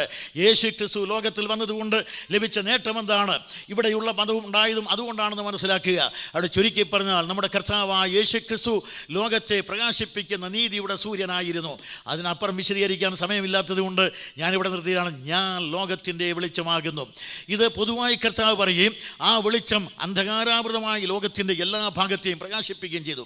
ഒരു കാലഘട്ടത്തിൽ അന്ധകാര ഭൂഖണ്ഡമെന്ന് അപരനാമത്തിൽ അറിയപ്പെട്ട അന്തർമേഖല ആഫ്രിക്കൻ മേഖലയിൽ ചെന്ന് അവിടെയുള്ള മർത്യഭുക്കികളായ ആളുകളെ മാനവ സ്നേഹികളാക്കിയ മഹനീയമായ ഈ സുവിശേഷം, അതുപോലെ തന്നെ കുറെ കൂടെ മഹായായ ഇങ്കാ സംസ്കാരത്തിൻ്റെ നാടായ അമേരിക്കയുടെ മായികമായ മണ്ണിൽ ചെന്ന് അവിടെയുള്ള ഇങ്കന്മാരെ എല്ലാം മതിമാന്മാരാക്കി മാനത്തേക്ക് ഉയർത്തി മതിമുഖത്ത് നിന്ന് മണ്ണും കല്ലും വാരി മണ്ണിൽ കൊണ്ടുവന്ന് മനുഷ്യനെ കാണിച്ച് മതിമറന്ന് ആഹ്ലാദിക്കുന്ന മതിമാന്മാരാക്കി തീർത്ത ഈ സുവിശേഷം യൂറോപ്പിൻ്റെ ഉൾപ്രദേശങ്ങളിൽ ചെന്ന് അവിടെയുള്ള ആളുകളെ ഉണർത്തി ഉയർത്തി ഉത്തിഷ്ഠരാക്കി ഉന്നതമായ സോപാനങ്ങളിലേക്ക് നയിച്ച അനുഗ്രഹീതമായ ഈ സുവിശേഷം, അതുപോലെ മരിക്കാടുകളിൽ വന്ന് ഇവിടെയുള്ള കാടന്മാരായ അറബികളെ കഴുതപ്പുറത്ത് നിന്ന് കാണ്ടിലാക്ക് കാറുകളിലേക്ക്, കുടിലുകളിൽ നിന്ന് കനകമണി മന്ദിരങ്ങളിലേക്ക് പറഞ്ഞയച്ച ഈ സുവിശേഷം ഇന്ത്യയിൽ അക്ഷരം വിലക്കപ്പെട്ട, അടിമത്വത്തിന് വിധിക്കപ്പെട്ട, അവസരം തള്ളപ്പെട്ട ഇന്ത്യയിലെ അവർണ അടിമവർഗങ്ങൾക്ക് അക്ഷരം നൽകി, അറിവ് നൽകി, ആവേശം നൽകിയ അനുഗ്രഹീതമായ ഈ സുവിശേഷം, ഈ സുവിശേഷത്തിൻ്റെ ദാതാവാണ്, ഈ സുവിശേഷത്തിൻ്റെ സത്തയാണ്, ഈ സുവിശേഷത്തിൻ്റെ വ്യക്തിവിശേഷമാണ് കർത്താവായ യേശു ക്രിസ്തു. ഈ കാലകതിരവൻ കാലത്തിൽ ഉദിച്ചതുകൊണ്ടാണ് കാലത്തിൽ ജീവിക്കുന്ന ജനകൂടികൾ കാരിരുളിത്തട്ടി അതിഭയാനകമായ അന്ധകാരത്തിലേക്ക് ആവധിക്കാതെ പോകുന്നത്. അതുകൊണ്ട് യേശു ക്രിസ്തു നൽകിയ അനുഗ്രഹീതമായ വെളിച്ചം. ഇത്രയും പറഞ്ഞ് ഞാൻ ഒന്നാമത്തെ പോയിന്റ് ഇവിടെയാണ്. ചരിത്രത്തിൻ്റെ അർദ്ധരാത്രിയിൽ ലോകചരിത്രത്തിൻ്റെ പ്രകാശിപ്പിക്കുവാൻ ചരിത്ര വിഹായസിൽ ഉദിച്ചുയർന്ന നീതിയുടെ സൂര്യനാണ് കർത്താവായ യേശു ക്രിസ്തു. 2, ജീവിതത്തിൻ്റെ അർദ്ധരാത്രിയിലെ സഹായകൻ. ഉപോത്ബലകം അപ്പോസ്തല പ്രവൃത്തികൾ 16-ാം അധ്യായം 25 മുതൽ വാക്യങ്ങൾ, അതിൻ്റെ 19 മുതൽ വാക്യങ്ങൾ ഞാൻ ഉദ്ധരിക്കുന്നു. നമ്മുടെ കർത്താവായ യേശു ക്രിസ്തുവിൻ്റെ അനുഗ്രഹീതമായ സുവിശേഷത്തിൻ്റെ സന്ദേശം ലോകത്തിൽ പ്രചരിക്കുകയുണ്ടായി. യെരുശലേം, യഹൂദ്യ, ശമറിയ, ഭൂമിയുടെ അറ്റത്തോളം വ്യാപിച്ച് ഇപ്പോൾ ആ സുവിശേഷം ഏഷ്യയിൽ നിന്ന് യൂറോപ്പിലേക്ക് പ്രവേശിക്കുകയാണ്. അങ്ങനെ യൂറോപ്പിൽ എത്തിയപ്പോൾ ആദ്യമായി ഫിലിപ്പിയ എന്ന് പറയുന്ന നഗരം, അത് റോമൻ കോളനി ആയിരുന്നു എന്ന് അവിടെ എഴുതിയിട്ടുണ്ട്. അവിടെ റോമാക്കാർ കുടിയേറി പാർത്ത പട്ടണമെന്ന് മലയാളത്തിൽ. ഈ റോമൻ കോളനിയിൽ ഇപ്പോൾ പൗലോസ് അവിടെ തുറവാസിലേക്ക് ഇവിടെ വന്ന് അദ്ദേഹം നേരെ നവപ്പൊലി തുറമുഖം വഴി യൂറോപ്പിൻ്റെ പ്രവേശന കവാടം അതുവഴിയായിട്ട് നേരെ ഇപ്പോൾ ഫിലിപ്പിയിലെത്തിയിരിക്കുകയാണ്. ആ ഫിലിപ്പിയ നഗരത്തിൽ യഹൂദന്മാരുണ്ടെങ്കിൽ ഒരു പള്ളി പ്രാർത്ഥനാലയം ഉണ്ടായിരിക്കുമെന്ന് കരുതി അവിടെ എല്ലാം നോക്കിയിട്ട് കാണാതെ പുഴവക്കത്തൂടെ ഇങ്ങനെ സഞ്ചരിക്കുമ്പോൾ അവിടെ കുറേ പ്രാർത്ഥിച്ചുകൊണ്ടിരിക്കുന്ന സ്ത്രീകളെ കണ്ടു. ആ സഹോദരിമാരോട് പൗലോസ് സുവിശേഷം പറഞ്ഞു. ആദ്യമായി നമ്മളവിടെ വായിക്കുന്നത് ലുദിയ എന്ന് പറയുന്ന ഒരു സ്ത്രീ യേശു ക്രിസ്തുവിൻ്റെ സുവിശേഷം സ്വീകരിച്ചു. അവിടെ എഴുതിയിരിക്കുന്ന വാക്യങ്ങൾ പറഞ്ഞാൽ ആ സുവിശേഷത്തിന് കർത്താവ് അവളുടെ ഹൃദയം തുറന്നു. അവളുടെ ഹൃദയം കർത്താവ് തുറന്നു കൊടുത്തപ്പോൾ അവളൊരു കാര്യം ചെയ്തു. അവളുടെ വീട് അവൾ സുവിശേഷത്തിന് വേണ്ടി തുറന്നു കൊടുത്തു. അത് അവിടെ എഴുതിയിരിക്കുന്ന വാക്യത്തിൽ പറയുകയാണെങ്കിൽ, നിങ്ങൾ എന്നെ കർത്താവിൽ വിശ്വസ്ത എന്നെണ്ണുന്നു എങ്കിൽ എൻ്റെ വീട്ടിൽ വന്ന് പാർപ്പിനെന്ന് പറഞ്ഞ് അപ്പോസ്തലന്മാരെ അവർ സ്വീകരിക്കുകയുണ്ടായി. അവിടെ പാർത്തുകൊണ്ടവർ പ്രസംഗം തെരുവിലേക്ക് നീക്കി. ആ തെരുവിലേക്ക് നീക്കിയപ്പോൾ വെളിച്ചപ്പാടെത്തി. അവിടെ കർത്താവായ യേശു ക്രിസ്തുവിനെ സ്വീകരിച്ചു എന്ന് എഴുതിയിട്ടില്ല. അവിടെ ജീവിതത്തിൽ മാറ്റം വന്നു എന്ന് അനന്തര ചരിത്രം കൊണ്ട് മനസ്സിലാകും. അങ്ങനെ അവളുടെ ജീവിതത്തിൽ അടിസ്ഥാനപരമായൊരു മാറ്റം വരികയും അവൾ അഭൂതപൂർവമായിരിക്കുന്ന സുവിശേഷ ശക്തികൾ ആകർഷിക്കപ്പെടുകയും ചെയ്തു. ആദ്യം അവൾ ഇവരുടെ പിന്നാലെ നടന്ന് ശല്യം ചെയ്തു. ഇവർ ദൈവത്തിൻ്റെ ദാസന്മാരാണ്, ഇവർ പറയുന്നതാണ് ശരി എന്ന് പറഞ്ഞ് ശല്യം ചെയ്തപ്പോൾ പൗലോസ് മുഷിഞ്ഞ് അവളെ ശാസിച്ചപ്പോൾ അവളെ ബാധിച്ചിരുന്ന ഭൂതം പോവുകയും അവൾ പിന്നീട് സ്വസ്ഥയായി തീരുകയും ചെയ്തു. അതുകൊണ്ട് അപ്പോൾ പിന്നെ അവളെക്കുറിച്ച് വായിക്കുന്നത് അടുത്ത 19 വായിച്ചാൽ ഇത്രയും സംഭവിച്ചു കഴിഞ്ഞപ്പോൾ ഉണ്ടായ ഒരു കാര്യം, ഈ വെളിച്ചപ്പാടത്തി എന്ന് അവിടെ പറയുമ്പോൾ അത് വെളിച്ചപ്പാടത്തിയല്ല, സാധാരണ നമ്മുടെ ഭാഷയിൽ അങ്ങനെ എഴുതി വെച്ചിരിക്കുന്ന ദേവദാസിയാണ്. ദേവദാസി വർഗത്തിൽപ്പെട്ട ഒരു സ്ത്രീയാണ് ഇവൾ. ഈ ദേവദാസികൾ പണ്ട് എല്ലാ ലോകത്തും ഉണ്ടായിരുന്നു, ഇന്ത്യയിലും ഉണ്ടായിരുന്നു. നമ്മുടെ ഇത്രയും പരിഷ്കരിച്ച് വന്ന ശേഷവും നിലമ്പൂരിലും ഇപ്പോൾ ഒരു ദേവദാസി കുന്ന് ശേഷിക്കുന്നുണ്ട്. നമ്മുടെ ബോംബെ പോലുള്ള നഗരങ്ങളിൽ വേശ്യകളുടെ തെരുക്കളിൽ നിന്ന് ശേഷിക്കുന്നുണ്ട്. ദേവദാസി വർഗം എവിടെയും ഉണ്ടായിരുന്നു. റോമിലുണ്ടായിരുന്നു, ഗ്രീസിലുണ്ടായിരുന്നു. കൊരിന്തവരുടെ കുത്തഴിഞ്ഞ വേദിയാണ്. അതുകൊണ്ട് ചുരുക്കി പറഞ്ഞാൽ നമ്മുടെ കേരളത്തിൽ ധാരാളം ഉണ്ടായിരുന്നു. 14-ാം നൂറ്റാണ്ടിലെ മലയാള സാഹിത്യം എന്ന് പറയുന്നത് മുഴുവനും നമ്മുടെ നമ്പൂതിരിമാരെന്ന മൂരി കുട്ടന്മാരുണ്ടല്ലോ, അവർ വെണ്ണയും തൈരും നെയ്യും ഒക്കെ കൂട്ടിക്കുഴച്ച് ചോറുമുണ്ട് ഉദരം തടവി ഉദിച്ചു വന്നതായ ലൈംഗിക വികാര ആഭാസതയിൽ എഴുതി വെച്ച തേവിടിശ്ശി കഥകളാണ്. ക്ഷമിക്കണം, ആ വാക്ക് പറഞ്ഞാൽ നിങ്ങൾക്ക് ഇഷ്ടപ്പെടുകയില്ലെന്ന് എനിക്കറിയാം. അതുകൊണ്ട് അന്നത്തെ അത്തരത്തിലുള്ള സാഹിത്യമാണ് മലയാളത്തിന് അവർ സമ്മാനിച്ചു വെച്ചിരിക്കുന്നത്. അതായത് അന്നത്തെ ഏറ്റവും അനുഗ്രഹീതമായിരിക്കുന്ന കഥകളെന്ന് പറയും ഉണ്ണിദേവി, ചിരുദേവി ചരിതം, ഇത്തരത്തിലുള്ള ദേവദാസികളെ വർണ്ണിക്കുന്നതാണ് ആ കാലഘട്ടത്തിലെ സാഹിത്യം. അങ്ങനെ എല്ലായിടത്തും ഉണ്ടായിരുന്നു. അതുപോലെ ഇവിടെയും ഉണ്ടായിരുന്നു. എഫസോസിൽ, അങ്ങനെ ഫിലിപ്പിയിൽ ആ ദേവദാസി ഗണത്തിൽപ്പെട്ട ഒരുത്തിയാണ് ഇവൻ. ആ ഗണത്തിൽപ്പെട്ട ഇവളെക്കുറിച്ച് അടുത്ത വാക്യം കൊണ്ടാണ് മനസ്സിലാക്കുന്നത്. ഈ ദേവദാസികൾ എവിടെ താമസിച്ചാലും ഒരു കാര്യമുണ്ട്, സാധാരണ ആളുകളോട് അവർ ബന്ധം പുലർത്തുകയില്ല. ഉയർന്ന തരത്തിൽപ്പെട്ട രാജാക്കന്മാർ, സൈന്യാധിപന്മാർ, വലിയ വലിയ കച്ചവടക്കാർ, കായിക താരങ്ങൾ, ഇവരോട് മാത്രം ബന്ധം പുലർത്തുകയും വമ്പിച്ച ഫീസ് ഈടാക്കുകയും ചെയ്തു.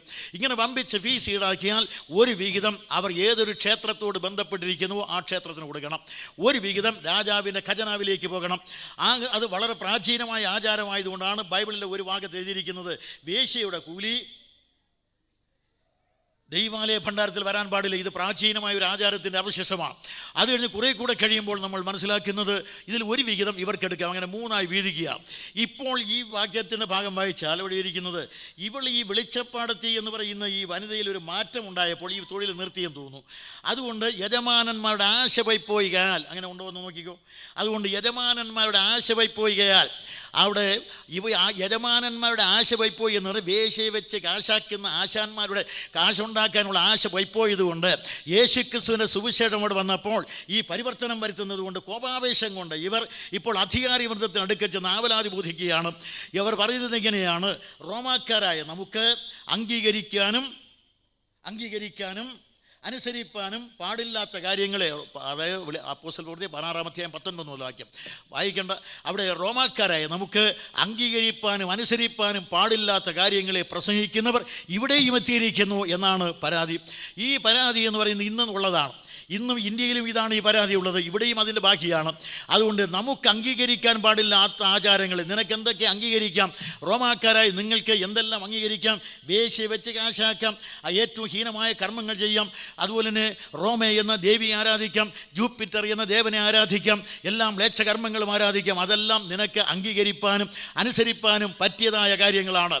എന്നാൽ അവയ്ക്കെല്ലാം എതിരായിട്ട് സാൻമാർഗികമായ, ധാർമ്മികമായ, ആധ്യാത്മികമായ മൂല്യമുറ്റ സുവിശേഷമാണ് നിനക്ക് അംഗീകരിക്കാൻ പാടില്ലാത്തത്. ഇന്ത്യയിൽ ഇപ്പോൾ സുവിശേഷകന്മാർക്കെതിരായി മുഴങ്ങി കേൾക്കുന്നത് ഇന്ത്യൻ സംസ്കാരത്തിന് ചേരാത്ത കാര്യങ്ങൾ പ്രസംഗിക്കുന്നവരാണിവർ. അതുകൊണ്ട് പ്രിയ സ്നേഹിതരെ, നമുക്ക് അംഗീകരിപ്പാനും അനുസരിപ്പാനും പാടില്ലാത്ത കാര്യങ്ങളെ പ്രസംഗിക്കുന്നവർ ഇവിടെയും എത്തിയിരിക്കുന്നു എന്നല്ലേ പറഞ്ഞിരിക്കുന്നത്. ഇവിടെയും എത്തിയിരിക്കുന്നു. ഈ യഹൂദന്മാർ ഇവിടെ വന്ന് ഇതാണ് പ്രസംഗിക്കുന്നത്. ആവലാതി കേട്ടപ്പോൾ നിന്ന് പരാതി കിട്ടി കഴിഞ്ഞപ്പോൾ അധികാരി വൃന്ദം അപ്പോസ്തലന്മാരെ പിടിച്ച് നേരെ ജയിലിലടയ്ക്കുകയുണ്ടായി. ഈ ജയിലിലടച്ച് പൗലോസും ശീലാസും ഇപ്പോൾ കാരാഗ്രഹത്തിൽ, ആ സമയത്ത് ജയിലിലെത്തി അവർ ചെയ്ത ഒരു കാര്യം അവിടെ എഴുതിയിട്ടുണ്ട്. അവിടെയാണ് അർദ്ധരാത്രി എന്ന് വരുന്നത്. ഈ ജയിലിലെത്തിയ പുള്ളികളുണ്ടല്ലോ, അതുവരെ എത്രയോ പേരെ ഈ ജയിലിൽ കൊണ്ടിട്ടിട്ടുണ്ട്. ഈ എത്രയോ കുറ്റവാളികൾ ഇവിടെ വന്നിട്ടുണ്ട്. ആ ജയിലിൽ അടിയുടെ, ഇടിയുടെ, നെടുവീർപ്പിൻ്റെ, കരച്ചിലിൻ്റെ, കണ്ണുനീരിൻ്റെയൊക്കെ ശബ്ദമാണുള്ളത്. എന്നാൽ ഈ പുതിയ പുള്ളികൾ 2 എണ്ണം എത്തിക്കഴിഞ്ഞപ്പോൾ അവരെ അടിച്ചിട്ടും ഇടിച്ചിട്ടും കയ്യാമം വെച്ചിട്ടും കൽത്തുറുങ്കിൽ അടച്ചു കിടക്കുന്ന ഈ ശിഷ്യന്മാർ ഒരു കാര്യം ചെയ്തു. അവിടെ അവർ ചെയ്തത് എഴുതിയിരിക്കുന്നത് ഇങ്ങനെയാണ്, അവർ അർദ്ധരാത്രി ആയപ്പോൾ പൗലോസും ശീലാസും പാടി ദൈവത്തെ സ്തുതിച്ചുകൊണ്ടിരുന്നു എന്ന് പറഞ്ഞാൽ ഈ പുതിയ പുള്ളികൾ എത്തിയപ്പോൾ അവിടെ എത്ര അടിയാണെങ്കിലും ഇടിയാണെങ്കിലും പാട്ടും പ്രാർത്ഥനയുമാണ്, ദൈവത്തിന് സ്തുതിയുമാണ് ഉയരുന്നത്. ഇത് റോമൻ ചരിത്രത്തിലല്ല, ലോക ചരിത്രത്തിൽ തന്നെ വിസ്മയമാണ്. ഈ പുതിയ തടവുകാർ വന്നപ്പോൾ ചരിത്രം തിരുത്തി കുറിക്കുകയാണ്. അതുകൊണ്ട് ഒരു കാര്യം ഇവിടെ നോക്കി മനസ്സിലാകും, ഇവരെ ജയിലിലടച്ചാലും അവിടെ പാടും. അതുകൊണ്ട് ഈ ജയിലിനകത്ത് ഇടുന്ന് പാടുകയും പ്രാർത്ഥിക്കുകയും ചെയ്യുന്നത്. അവരെ സ്വല്പം അവിടെ നിർത്തിയിട്ട് ഞാൻ അതിൻ്റെ പശ്ചാത്തലത്തിലേക്ക് വരികയാണ്. ഇങ്ങനെ നമ്മുടെ കർത്താവായ യേശുവിൻ്റെ അനുഗ്രഹീതമായ സുവിശേഷം പ്രസംഗിച്ചവരെ ഇപ്പോൾ കൽത്തുറുങ്കിൽ അടച്ചിരിക്കുകയാണ്. ഈ കൽത്തുറുങ്കിൽ ക്രിസ്തു ശിഷ്യന്മാരെ അടച്ചാൽ അതോടുകൂടി സുവിശേഷം അവസാനിക്കുമെന്ന് പാവങ്ങൾ വിചാരിച്ചു പോവുകയാണ്. ഈ സുവിശേഷം അങ്ങനെ അവസാനിക്കുകയില്ല എന്ന് നീ മനസ്സിലാക്കണം. റോമൻ കാരാഗ്രഹത്തിൽ ഒതുങ്ങുന്നതല്ല സുവിശേഷം. റോമൻ ചക്രവർത്തിമാരുടെ മൂർച്ചയേറിയ വാളിൻ്റെ മുന കൊണ്ട് മുറിച്ചു മാറ്റുവാൻ കഴിയാത്ത, റോമൻ അഗ്നികുണ്ഡങ്ങളിൽ ഒരിക്കലും യാജ്യമായി തീരാൻ കഴിയാത്ത, ലോകത്തിലെ യാതൊരു ശക്തിക്കും പ്രതിരോധിക്കുവാൻ കഴിയാത്ത കാൽവരിയുടെ കൽപ്പപാദപത്തിൽ വിടർന്ന കരുത്തേറിയ സുവിശേഷം, അതിന് ബന്ധനമില്ല. പൗലോസ് ഒരിക്കൽ പറഞ്ഞു, എനിക്ക് ബന്ധനമുണ്ട്, പക്ഷേ ഞാൻ പ്രസംഗിക്കുന്ന സുവിശേഷത്തിന് ബന്ധനമില്ല. അദ്ദേഹം എഴുതുകയുണ്ടായ ഫിലിപ്പിയ ലേഖനത്തിൽ പൗലോസിനെ ബന്ധിച്ച് ഇവിടെ ഇട്ടിരിക്കുകയാണ്. അതേമാതിരി എനിക്കാണ് ബന്ധനം, സുവിശേഷത്തിന് ബന്ധനമില്ല. അവിടെ പാട്ട്, പ്രാർത്ഥനയെല്ലാം ഉയരുകയാണ്. ഇത്രയും ഉയർന്നു കഴിഞ്ഞപ്പോൾ ഒരു കാര്യം അവിടെ സംഭവിച്ചു. ഇവർ പാടുകയും പ്രാർത്ഥിക്കുകയും ഒക്കെ ചെയ്തു. പല ശുദ്ധാത്മാക്കളും ഇന്നും വിചാരിക്കുന്നത് ഈ ദൈവദാസന്മാരെ പിടിച്ച് ഈ ജയിലടച്ചാൽ അതോടെ അവസാനിക്കും. നീ ഒരു കാര്യം മനസ്സിലാക്കണം, അങ്ങനെ അവസാനിക്കുകയില്ല. ഈ ജയിലിൻ്റെ ചരിത്രം മാറ്റാൻ അറിയാവുന്നവരാണ് ഇവർ. അതുകൊണ്ട് എനിക്കിതുവരെ അങ്ങനെ പോകാൻ ഒരു അവസരം കിട്ടിയിട്ടില്ല. അതുകൊണ്ട് പോയാൽ ഇതുപോലെ ഒരു അവസരം കൈവരുമോ എന്ന് ഞാൻ നോക്കുകയാണ്. അതുകൊണ്ട് ചുരുക്കി പറഞ്ഞാൽ ഈ യേശുക്രിസ്തുവിനെ സുവിശേഷം പ്രസംഗിക്കുന്ന ആളുകൾ ഇവിടെ എത്തിയപ്പോൾ അവസാനിക്കുമെന്ന് നീ കരുതരുത്. ഇവിടെ എത്തി നിങ്ങൾ എന്താണ് ചെയ്തത്? ഒരു കാലത്ത് നാം അറിയുന്നത് പോലെ ഇതാ വരുന്നു പ്രവാചകന്മാർ, അവരെ നിങ്ങൾ ശിക്ഷിക്കുകയുണ്ടായി. അവിടെ അവസാനിച്ചില്ല സുവിശേഷം. ഈ ജയിലിൽ പോകുന്നത് അത്ര മോശമായ കാര്യമല്ല. നമ്മൾ വിചാരിക്കുന്നത് പൗലോസ് ശീലാസൊക്കെ ജയിലിൽ പോകുന്നത് മോശമല്ലേ? ജയിലിൽ പോകുന്നത് മോശമായ കാര്യമല്ലേ? കള്ളന്മാർ, മോഷ്ടാക്കർ, കൊള്ളക്കാർ, പിന്നെ വൃക്ക വ്യാപാരികൾ, ഇവരൊക്കെയല്ലേ ജയിലിലെത്തേണ്ടത്? അതുപോലെ തന്നെ കള്ളനാണയം അടിക്കുന്നവരല്ലേ ജയിലിൽ പോകേണ്ടത്? കള്ളക്കച്ചവടക്കാർ, മയക്കുമരുന്ന് വ്യാപാരികൾ, ഇവരല്ലേ ജയിലിൽ പോകേണ്ടത്?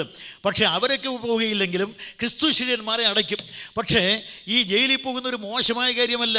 യേശു ക്രിസ്തുവിനെ പ്രസംഗിച്ചിട്ട് ജയിലിൽ പോകുന്നെങ്കിൽ അത് അഭിമാനാർഹമായ കാര്യമാണ്. അതാണ് പൗലോസോട് പറയുന്നത്. ജയിലെന്ന് പറയുന്നത് എല്ലാവർക്കും വേണ്ടിയുള്ളതാണ്. ഇത് നമ്മുടെ കാശും കൊണ്ടല്ലേ ജയിലുണ്ടാക്കുന്നത്. നമ്മൾ കൊടുക്കുന്ന കരമുണ്ടല്ലോ, ആ ടാക്സ് കൊണ്ടുള്ള പണമാണല്ലോ ഗവൺമെൻറ്റിനുള്ളത്. അതുകൊണ്ടല്ലേ ജയിൽ ഉണ്ടാക്കുന്നത്. ആ ജയിലിൽ ചെന്നൊരു 10 ദിവസം താമസിക്കുന്നതൊരു കുഴപ്പവുമില്ല. പക്ഷേ ജയിലിൽ എങ്ങനെ പോകണം? മോഷ്ടിച്ചിട്ട് പോകരുത്, അന്യായം ചെയ്തു പോകരുത്, കള്ള NOC വിറ്റിട്ട് പോകരുത്. നിങ്ങൾ പോകുമ്പോൾ അതുപോലെ തന്നെ കുഴൽപ്പണ കച്ചവടം ചെയ്ത് പോകരുത്. നിങ്ങൾ ജയിലിൽ പോവുകയാണെങ്കിൽ സുവിശേഷത്തിന് വേണ്ടി പോകണം. അത് ഷാർജയിലായാലും വേണ്ടില്ല, സൗദിയിലായാലും വേണ്ടില്ല, ബഹറിലായാലും വേണ്ടില്ല, ഇന്ത്യയിലായാലും വേണ്ടില്ല, യൂറോപ്പിൽ എവിടെയായാലും പോലും നിങ്ങൾ ജയിലിൽ പോകുന്നുവോ സുവിശേഷത്തിന് വേണ്ടി ആയിരിക്കട്ടെ. ആ ജയിലിൽ പോകുന്നൊരു തെറ്റായ കാര്യം. ഈ ജയിലിൽ എത്ര മഹാന്മാർ കിടന്നിട്ടുണ്ട്. ഈ ജയിലെന്ന് പറയുന്നത് മഹാന്മാർക്ക് വേണ്ടിയുള്ളത്, കള്ളന്മാർക്ക് വേണ്ടി മാത്രമല്ല. നമ്മുടെ രാഷ്ട്രീയമായി പറയാൻ മോട്ടിലാൽ നെഹ്റു, ജവഹർലാൽ നെഹ്റു, ഇതുപോലെ എത്രയും മഹാത്മാഗാന്ധി, ജയപ്രകാശ് നാരായൺ, സുഭാഷ് ചന്ദ്രബോസ്, ഇങ്ങനെയുള്ള എത്രയോ നേതാക്കന്മാർ കിടന്നിട്ടുണ്ട്. മറുവശത്തേക്ക് വന്നാൽ നോക്കിയ എത്ര നേതാക്കന്മാരാണ് ജയിലിൽ കിടന്നത്? പ്രവാചകന്മാരാണ്. മീഖായാവ് ഈ ജയിലിൽ കിടന്നിട്ടുണ്ട്. പ്രവാചകന്മാർ അനേകര പരമ്പര വരുമ്പോൾ ഇരമ്യാവ് ജയിലിൽ കിടന്നിട്ടുണ്ട്. അതിൽ ഇതാ വരുന്നു യോഹന്നാൻ, അദ്ദേഹം പ്രസംഗിച്ചു. ഇതാ വരുന്നു യേശു ക്രിസ്തു മാനസാന്തരപ്പെടുക. അദ്ദേഹത്തെ ജയിലിൽ അടച്ചു. അതിൻ്റെ തൊട്ടു പിന്നാലെ അവർ വിചാരിച്ചു യോഹന്നാൻ സ്നാപകന്റെ ശിരസ് മുറിച്ചു മാറ്റിയാൽ അതോടെ സുവിശേഷം അവസാനിക്കുമെന്ന്. ഇതാ വരുന്നു യേശു ക്രിസ്തു. യേശു ക്രിസ്തു പ്രസംഗിച്ചു. കാലം തികഞ്ഞു, ദൈവരാജ്യം സമീപിച്ചിരിക്കുന്നു, മാനസാന്തരപ്പെടുക. അദ്ദേഹത്തെ ക്രൂശിൽ തറച്ചു. ഇതാ വരുന്നു പത്രോസ്, അദ്ദേഹം പ്രസംഗിച്ചു മാനസാന്തരപ്പെടുക, അദ്ദേഹത്തെ നിങ്ങൾ കല്ലെറിയുകയുണ്ടായി. ഇതാ തൊട്ടു പിന്നാലെ വരുന്നു സ്തെഫാനോസ്, അദ്ദേഹം പ്രസംഗിച്ചു മാനസാന്തരപ്പെടുക, അദ്ദേഹത്തെ കല്ലെറിഞ്ഞു കൊല്ലുകയുണ്ടായി. അത് കഴിഞ്ഞപ്പോൾ ഇതാ വരുന്നു പൗലോസ്, നീ ഇവനെ കല്ലെറിയുവാൻ സമ്മതം കൊടുത്താൽ നിന്നെ കൊണ്ട് പ്രസംഗിപ്പിക്കും. അതാണ് സുവിശേഷം എന്ന് പറഞ്ഞാൽ, നീ ഇത് വേണ്ടെന്ന് പറഞ്ഞാൽ നിന്നെ കൊണ്ട് പ്രസംഗിക്കുന്നത് ഞാൻ സാക്ഷിയാണ്. അതുകൊണ്ട് പ്രിയ സഹോദരന്മാരെ, നിന്നെ കൊണ്ട് ഇതാ വരുന്നു പൗലോസ്, അദ്ദേഹം പ്രസംഗിച്ചു കാലം തികഞ്ഞു, മാനസാന്തരപ്പെടുക. അപ്പോസ്തലപ്രവൃത്തി 17-ാം അധ്യായം, മാനസാന്തരപ്പെടുക, അദ്ദേഹത്തെ വാളുകൊണ്ട് വെട്ടിക്കൊന്നു. ഇതാ വരുന്നു തീമോഥെയോസ്, അദ്ദേഹം പ്രസംഗിച്ചു മാനസാന്തരപ്പെടുക. എബ്രായ ലേഖനം 13-ാം അധ്യായം ഒടുവിലത്തെ വാക്യം, അവിടെ തീമോഥെയോസ് ജയിലിലാണ്. കുറെ കൂടെ കഴിയുമ്പോൾ ഇതാ ഒരു തൊട്ട് പിന്നാലെ അപ്പൊല്ലോസ്, അദ്ദേഹം പ്രസംഗിച്ചു, അദ്ദേഹത്തെ ജയിലടച്ചു. ഇതാ വരുന്നു അത്താനാസ്യോസ്, അദ്ദേഹം പ്രസംഗിച്ചു മാനസാന്തരപ്പെടുക, അദ്ദേഹം തീക്കുണ്ടത്തിലേക്ക് വലിച്ചെറിഞ്ഞു. ഇതാ വരുന്നു സിംഗ്ലി, കാൽവിൻ, ലൂഥർ, ആയിരങ്ങൾ ആർത്തിരമ്പി അഗമികയ യേശു ക്രിസ്തുവിന്റെ സുവിശേഷം പ്രസംഗിക്കുന്നു. അത് അവസാനിപ്പിക്കുവാൻ യാതൊരു സാമ്രാജ്യ ശക്തിക്കും കഴിയുകയില്ല. അപ്പോസ്തലന്മാർ ജയിലിൽ, ഈ ജയിലിൽ അർദ്ധരാത്രിക്ക് പാട്ടും പ്രാർത്ഥനയും ഉയരുകയാണ്. ഈ പൗലോസും ഇവരും ഇവിടെ കിടന്നപ്പോൾ ഈ പ്രാർത്ഥനയ്ക്ക് ഒരു പ്രത്യേകത ഉണ്ടായിരുന്നു. ഇന്നത്തെ നമ്മുടെയൊക്കെ പ്രാർത്ഥന എന്ന് പറഞ്ഞാൽ പ്രത്യേകിച്ച് ജനിച്ചതും ചത്തതുമാണ്. പിന്നെ കുറേ പേരും അമിതമായ ശബ്ദം ഉണ്ടാക്കുന്നവരാണ്. അവർ വിചാരിക്കുന്നത് ഇവിടെ ശബ്ദമുണ്ടാക്കിയാൽ അങ്ങ് സ്വർഗത്തിലെത്തിച്ചേരണമെന്നാണ്. ഇതുകൊണ്ടൊന്നും വലിയ കാര്യമില്ല. ഇവിടെ വലിയ പ്രാർത്ഥനാ വീരന്മാരുമുണ്ട്, പ്രാർത്ഥന തൊട്ടുവെച്ച് പ്രാർത്ഥിക്കുന്നവർ. അതുകൊണ്ട് ഇത്ര മണിക്കൂറിന് ഇത്ര മണി ഇന്ന പ്രാർത്ഥനയ്ക്ക് ഇത്ര രൂപ, 60 രൂപ, 1000 രൂപ, അതുപോലെ തന്നെ ഇങ്ങനെ ഫീസ് വെച്ച് പ്രാർത്ഥിക്കുന്ന ദിനകരാദികളൊക്കെ ഉണ്ട്. അപ്പോൾ ചുരുക്കി പറഞ്ഞാൽ ഈ മഹാവീരന്മാരെല്ലാം പ്രാർത്ഥനാ വീരന്മാരുണ്ട്, ഒരു ചുക്ക് നടക്കാറില്ല. നേരെ മറിച്ചൊരു കാര്യമുണ്ട്. പൗലോസും ശീലാസും പാട്ടുപാടി പ്രാർത്ഥിച്ചു, ദൈവത്തെ സ്തുതിച്ചു. അപ്പോഴാണ് സംഭവം. ഈ കാരാഗ്രഹം ഇരിക്കുന്ന സ്ഥലം മെല്ലെ ചലിക്കാൻ തുടങ്ങി. ആ പൗലോസും ശീലാസും അർദ്ധരാത്രിക്ക് പാടി ദൈവത്തെ സ്തുതിച്ചുകൊണ്ടിരുന്നു. ഭൂമി കുലുങ്ങാൻ തുടങ്ങി, കാരാഗ്രഹത്തിൻ്റെ അടിത്തറ ഇളകാൻ തുടങ്ങി. അത് ഭൂമി കുലുങ്ങിയെന്ന് മാത്രമല്ല, അപ്പോസ്തലന്മാരെ ബന്ധിച്ചിരിക്കുന്ന ചങ്ങലകൾ അഴിഞ്ഞു വീഴാൻ തുടങ്ങി. മാത്രമല്ല കാരാഗ്രഹത്തിൻ്റെ കവാടം തുറന്നു. ഇവിടെ 3 പാഠമുണ്ട്. ഏറ്റവും പ്രധാനപ്പെട്ട പാഠം, നിനക്ക് കർത്താവിൻ്റെ ശിഷ്യന്മാരെ അടയ്ക്കുവാനുള്ള ജയിൽ പണിയുവാൻ അറിയാം. പക്ഷേ നീ ജയിൽ പണിതിരിക്കുന്നതുണ്ടല്ലോ സ്വർഗത്തിലെ ദൈവം ഉണ്ടാക്കിയ ഭൂമിയിലാണ്. നീ ക്രിസ്തു ശിഷ്യന്മാരെ ജയിലിൽ അടച്ചാൽ ആ ജയിലിരിക്കുന്ന ഭൂമിയെ കുലുക്കാൻ അറിയാവുന്നവനാണ് സ്വർഗത്തിലെ ദൈവം. അവൻ ആ ജയിൽ കുലുക്കും. അതുകൊണ്ട് ഭൂകമ്പമുണ്ടായി. പിന്നെ നാം വായിക്കുന്നത് അവിടെ ചങ്ങലകൾ അഴിഞ്ഞു വീണു. ആ ചങ്ങല അഴിഞ്ഞു വീഴുമ്പോൾ കർത്താവായ യേശു ക്രിസ്തു എല്ലാ ചങ്ങലകളെയും അടിച്ച് കുണ്ടറയിലേക്ക് കിടക്കുന്ന വിടുവിക്കുവാൻ വേണ്ടി വന്നവനാണ്. അതിനെതിരെ ഒരു ചങ്ങലയുമില്ല. കാരാഗ്രഹത്തിൻ്റെ കവാടം തുറന്നു. ആരും ഒരിക്കലും തുറക്കാൻ തുറക്കാതെ വണ്ണം അടയ്ക്കാതെ വണ്ണം തുറക്കുന്ന ദാവീദിൻ്റെ താക്കോലുള്ളവനാണ് ഇവിടെയുള്ളത്. അതുകൊണ്ട് നിന്റെ കാരാഗ്രഹത്തിൻ്റെ കവാടം ഉറച്ചിരിക്കുകയില്ല. അത്രയുമായപ്പോൾ സംഭവങ്ങൾ ഒന്നിനു പുറകെ ഒന്നായി അരങ്ങേറുകയാണ്. സമയപരിധി കൊണ്ട് വിശദീകരിക്കുന്നില്ല.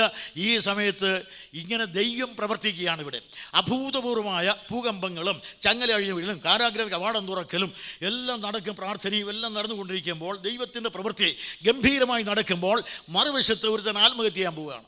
ഒരുത്തന് ജയിലർ, റോമൻ ജയിലർ, അദ്ദേഹമാണ് ജയിലിൽ സൂക്ഷിക്കേണ്ടത്. റോമൻ ജയിലർക്ക് ഇപ്പോൾ മരിച്ചാൽ മതി. കാരണം ന്യായമായിട്ട് അദ്ദേഹം അനുമാനിച്ചു, ഇത്രയും സൗകര്യം കിട്ടിയാൽ എന്ന് പറഞ്ഞാൽ കാരാഗ്രഹത്തിൻ്റെ കവാടവും തുറന്ന് ചങ്ങലയും അഴിഞ്ഞു വീണ് കിട്ടിയാൽ പിന്നെ ഏത് തടവുള്ളിയാണ് ചാടിപ്പോകാത്തത്? ഞങ്ങൾക്കറിയാം, ഞങ്ങളുടെ പാർട്ടിയിലായിരുന്ന കാലത്ത് ഞങ്ങളുടെ ആളുകൾ ഏതെങ്കിലും ജയിലിലായാൽ എങ്ങനെ പുറത്താക്കണമെന്ന് ഞങ്ങൾക്കറിയാം.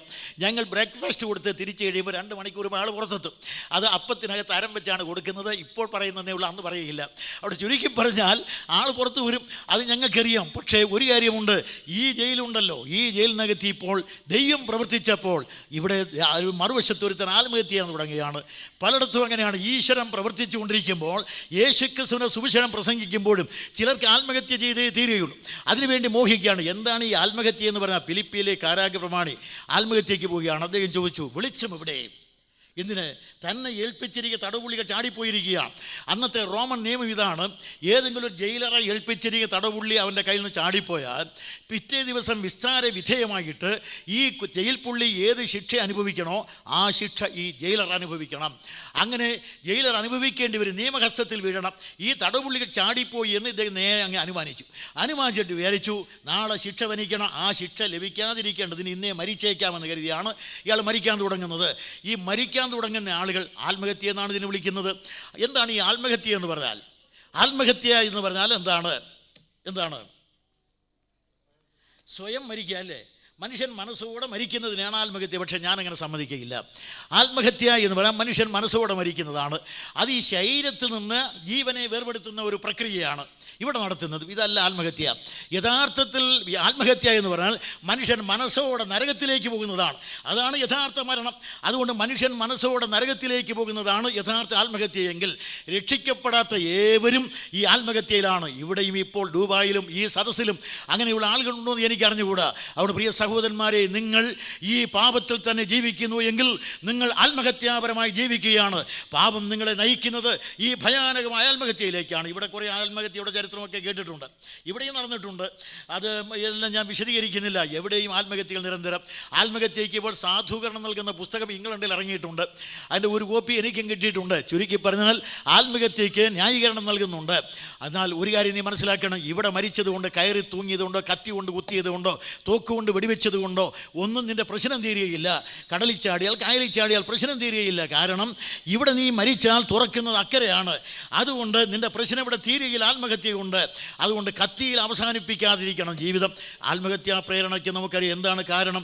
പ്രണയ നൈരാശ്യമാണ് പ്രഖ്യാപനമുള്ള ഈ ആത്മഹത്യ കാരണം. പിന്നെ ബിസിനസ്സിലെ പരാജയം. അങ്ങനെ പലരും ആത്മഹത്യ ചെയ്യുന്നുണ്ട്. പിന്നെ വരുന്നത് മറ്റു ചിലതായിരിക്കുന്ന സമ്മർദ്ദങ്ങൾ. ഇങ്ങനെ വരുമ്പോഴാണ് അത് ദാമ്പത്യ ജീവിതത്തിലെ പരാജയം. ഇങ്ങനെ പലരും ആത്മഹത്യ ചെയ്യുന്നുണ്ട്. ഇപ്പോൾ ആത്മഹത്യാ നിരക്ക് നമ്മുടെ കേരളത്തിൽ വളരെയേറെ വർദ്ധിച്ചിരിക്കുകയാണ്. ഒരു കാര്യം പറഞ്ഞാൽ ആത്മഹത്യ പ്രശ്നപരിഹാരമല്ല യാതൊന്നിനും. അതുകൊണ്ട് മനുഷ്യൻ്റെ പാപമാണ് അവൻ ആത്മഹത്യയിലേക്ക് നയിക്കുന്നത്. ഞാൻ പറഞ്ഞ ആത്മഹത്യ മനുഷ്യൻ മനസ്സോടെ നടക്കുന്ന ആ നരകത്തിലേക്ക് പോകുന്നതാണ്. അതാണ് യഥാർത്ഥത്തിൽ. അങ്ങനെയാണെങ്കിൽ നിങ്ങൾ ഒരു കാര്യം ചിന്തിക്കണം. കർത്താവായ യേശുവിനെ സ്വീകരിക്കാത്ത ആരാണെങ്കിലും നിങ്ങൾ ഇപ്പോൾ നേരെ കയറോ കത്തിയോ കായലോ തേടിയില്ല എന്ന് വന്നാലും നിങ്ങൾ പാപത്തിലാണ് ജീവിക്കുന്നു എങ്കിൽ ആത്മഹത്യാപരമായ ജീവിതമാണ് നിങ്ങളുടേത് എന്ന് പറഞ്ഞിട്ട് അടുത്ത പോയിന്റിലേക്ക് വരിക. ഇവിടെ ഒരു പ്രധാനപ്പെട്ട വസ്തുതയുണ്ട്. ഇപ്പോൾ കാരാഗ്രഹ പ്രമാണിക്ക് ആത്മഹത്യ ചെയ്യണമെന്ന് തോന്നിയപ്പോൾ അദ്ദേഹത്തിനുള്ള ആയുധം എവിടെയാണ് വാങ്ങേണ്ടത്? അങ്ങാടി പോകണ്ട, അരയിൽ തന്നെ ഉണ്ട്. അരയിലെ വാളൂരിയാണ് മരിക്കാൻ പോകുന്നത്. ഇതിനുള്ള ആയുധം വാങ്ങാൻ അപ്പുറത്തൊന്നും പോകണ്ട. അരയിൽ തപ്പി നോക്കിയാൽ അറിയാൻ പോകുന്നത് എന്തെല്ലാം ഉണ്ടെന്ന്. ബീഡിയ സുഗറ്റോ കഞ്ചാവ് ഗുളിയോ ഒന്നും അല്ല ഞാൻ പറഞ്ഞത്. അതുകൊണ്ട് പാപം നിന്നെ ഭരിച്ചുകൊണ്ടിരിക്കും. പാപമെന്ന മാരകായുധം നിൻ്റെ കയ്യിലുണ്ട്. അത് നിന്നെ ആത്മഹത്യയിലേക്ക് നയിക്കുകയാണ്. അത്രയും പറഞ്ഞ് ഞാൻ ഈ ഭാഗം വിടുകയാണ്, സമയപരിമിതി കൊണ്ട്. മനുഷ്യൻ്റെ പാപം അവനെ ആത്മഹത്യാപരമായ നരകത്തിലേക്ക് നയിച്ചുകൊണ്ടേയിരിക്കുക. ഇങ്ങനെ ആത്മഹത്യയ്ക്ക് ശ്രമിക്കുന്ന കാരാഗ്രഹപ്രമാണി വാളും കിളവും കൂട്ടിമുട്ടിക്കുകയാണ്. സമയം അർദ്ധരാത്രി, സ്ഥലം ഫിലിപ്പിയൻ കാരാഗ്രഹം. സംഭവം, കാരാഗ്രഹപ്രമാണി വാളും കിളവും കൂട്ടിമുട്ടിക്കുന്നു, മരിക്കാൻ കൊതിച്ചു നിൽക്കുകയാണ്. ഇപ്പോൾ മനുഷ്യ ജീവിതത്തെ സംബന്ധിച്ച് ആശയം നശിച്ചാൽ, നിരാശ നിവേദിച്ചാൽ, വാളല്ലാതെ വേറെ ശരണമില്ലെന്ന് തോന്നി വാളും കിളവും കൂട്ടിമുട്ടിക്കുക. മനുഷ്യനും മരണവും മുഖത്തോട് മുഖം നോക്കുകയാണ്. ആ കാരാഗ്രഹപ്രമാണി ഇപ്പോൾ മരിക്കാനുള്ള ആസന്നനാണ്. ഈ നിലയിൽ നിൽക്കുമ്പോൾ എന്തുകൊണ്ടെന്ന് അറിഞ്ഞുകൂടെ അയാൾ പെട്ടെന്നൊരു ചോദ്യം, വെളിച്ചം എവിടെ? ആത്മഹത്യക്ക് വെളിച്ചം വേണോ? ആത്മഹത്യക്ക് വെളിച്ചം വേണോ?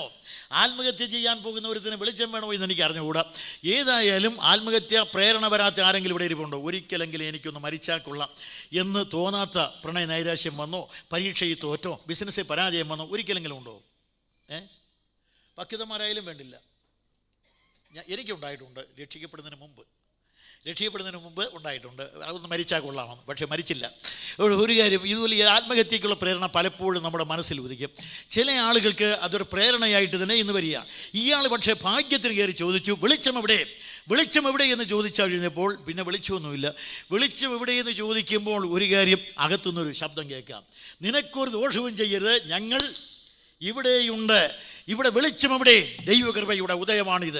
ആത്മഹത്യയ്ക്ക് പാപിയായ നരകത്തിലേക്ക് പോകുന്ന മനുഷ്യന് നേരെ ദൈവകൃപയുടെ ഉദയം. വെളിച്ചം എവിടെ? വെളിച്ചം അന്വേഷിക്കുന്നു എങ്കിൽ അവൻ്റെ ഉള്ളിൽ കിടക്കുന്ന ആധ്യാത്മികമായ തീപ്പൊരിയുടെ പ്രസരണമാണ്. അതുകൊണ്ട് പ്രിയ സ്നേഹിതരെ, ഇവിടെ ദൈവകൃപയുടെ വ്യാപരണം. അത് പറഞ്ഞു, ആത്മഹത്യയ്ക്ക് പ്രയോഗിക്കുമ്പോൾ മറുവശത്ത് നിന്നൊരു ശബ്ദം, നിനക്കൊരു ദോഷവും ചെയ്യരുത്, ഞങ്ങൾ ഇവിടെയുണ്ട്. അതുകൊണ്ട് നിനക്കൊരു ദോഷവും ചെയ്യരുത് എന്ന് പറഞ്ഞാൽ നീ മരിക്കരുത്, നരകത്തിലേക്ക് പോകരുത്, ആത്മഹത്യ ചെയ്യരുത്. ഞങ്ങളിവിടെ ഉള്ളതുകൊണ്ട് നീ നരകത്തിലേക്ക് പോകരുത് എന്നാണ് അവർ പറഞ്ഞത്. ഞങ്ങളിവിടെയുണ്ട്. ഇതിന് 2-3 പോയിന്റുകളുണ്ട്. ഒന്ന്, ഞങ്ങളിവിടെയുണ്ട്, അങ്ങനെ ചാടിപ്പോകുന്ന പുള്ളികളല്ല ഞങ്ങൾ.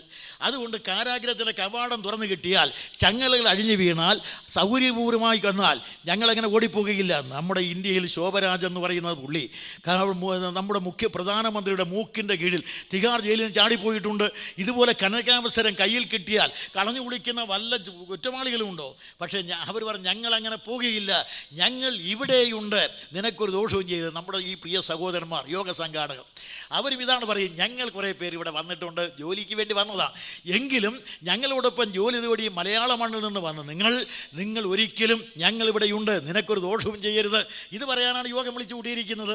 അതാണ്, നിങ്ങൾ ഒരു ദോഷവും ചെയ്യരുത്, നിങ്ങൾ നരകത്തിലേക്ക് പോകരുത്, നിനക്കൊരു ദോഷവും ചെയ്ത് ഞങ്ങളിവിടെ ഉള്ളതിനാൽ. അതിനാണ് യോഗം വെച്ചിരിക്കുന്നത്. ഇവർക്കും പറയാനറിയാം, ഇവർക്കെല്ലാം എഴുന്നേറ്റ് നിന്ന് 2 മണിക്കൂറൊക്കെ പ്രസംഗിക്കാൻ നമ്മുടെ NS-നൊക്കെ നന്നായിട്ട് അറിയാം. പിന്നെ ഇവരെല്ലാം കുറഞ്ഞ പുള്ളികളല്ല, നന്നായിട്ട് പ്രസംഗിക്കും. പിന്നെ എന്തിനാണ് ഇവർ മാത്രം പറഞ്ഞാൽ ഇവിടെ നമ്മളോടൊപ്പം ജോലി ചെയ്യുന്ന വിചാരിക്കുകയാണ് കൂടുതൽ വാദമടിക്കാൻ അറിയാവുന്നവരെ വിളിച്ചു വരുത്തുന്നത്. അങ്ങനെ വിളിച്ചു വരുത്തി അവരെ കൊണ്ട് എങ്ങനെയെങ്കിലും ഏവം വിധേയനെങ്കിലും ഞങ്ങൾ ഇവിടെയുള്ളതിനാൽ നിനക്കൊരു ദോഷവും ചെയ്യരുത്, അത് പറയാനാണ് യോഗം ക്രമീകരിച്ചിരിക്കുന്നത്.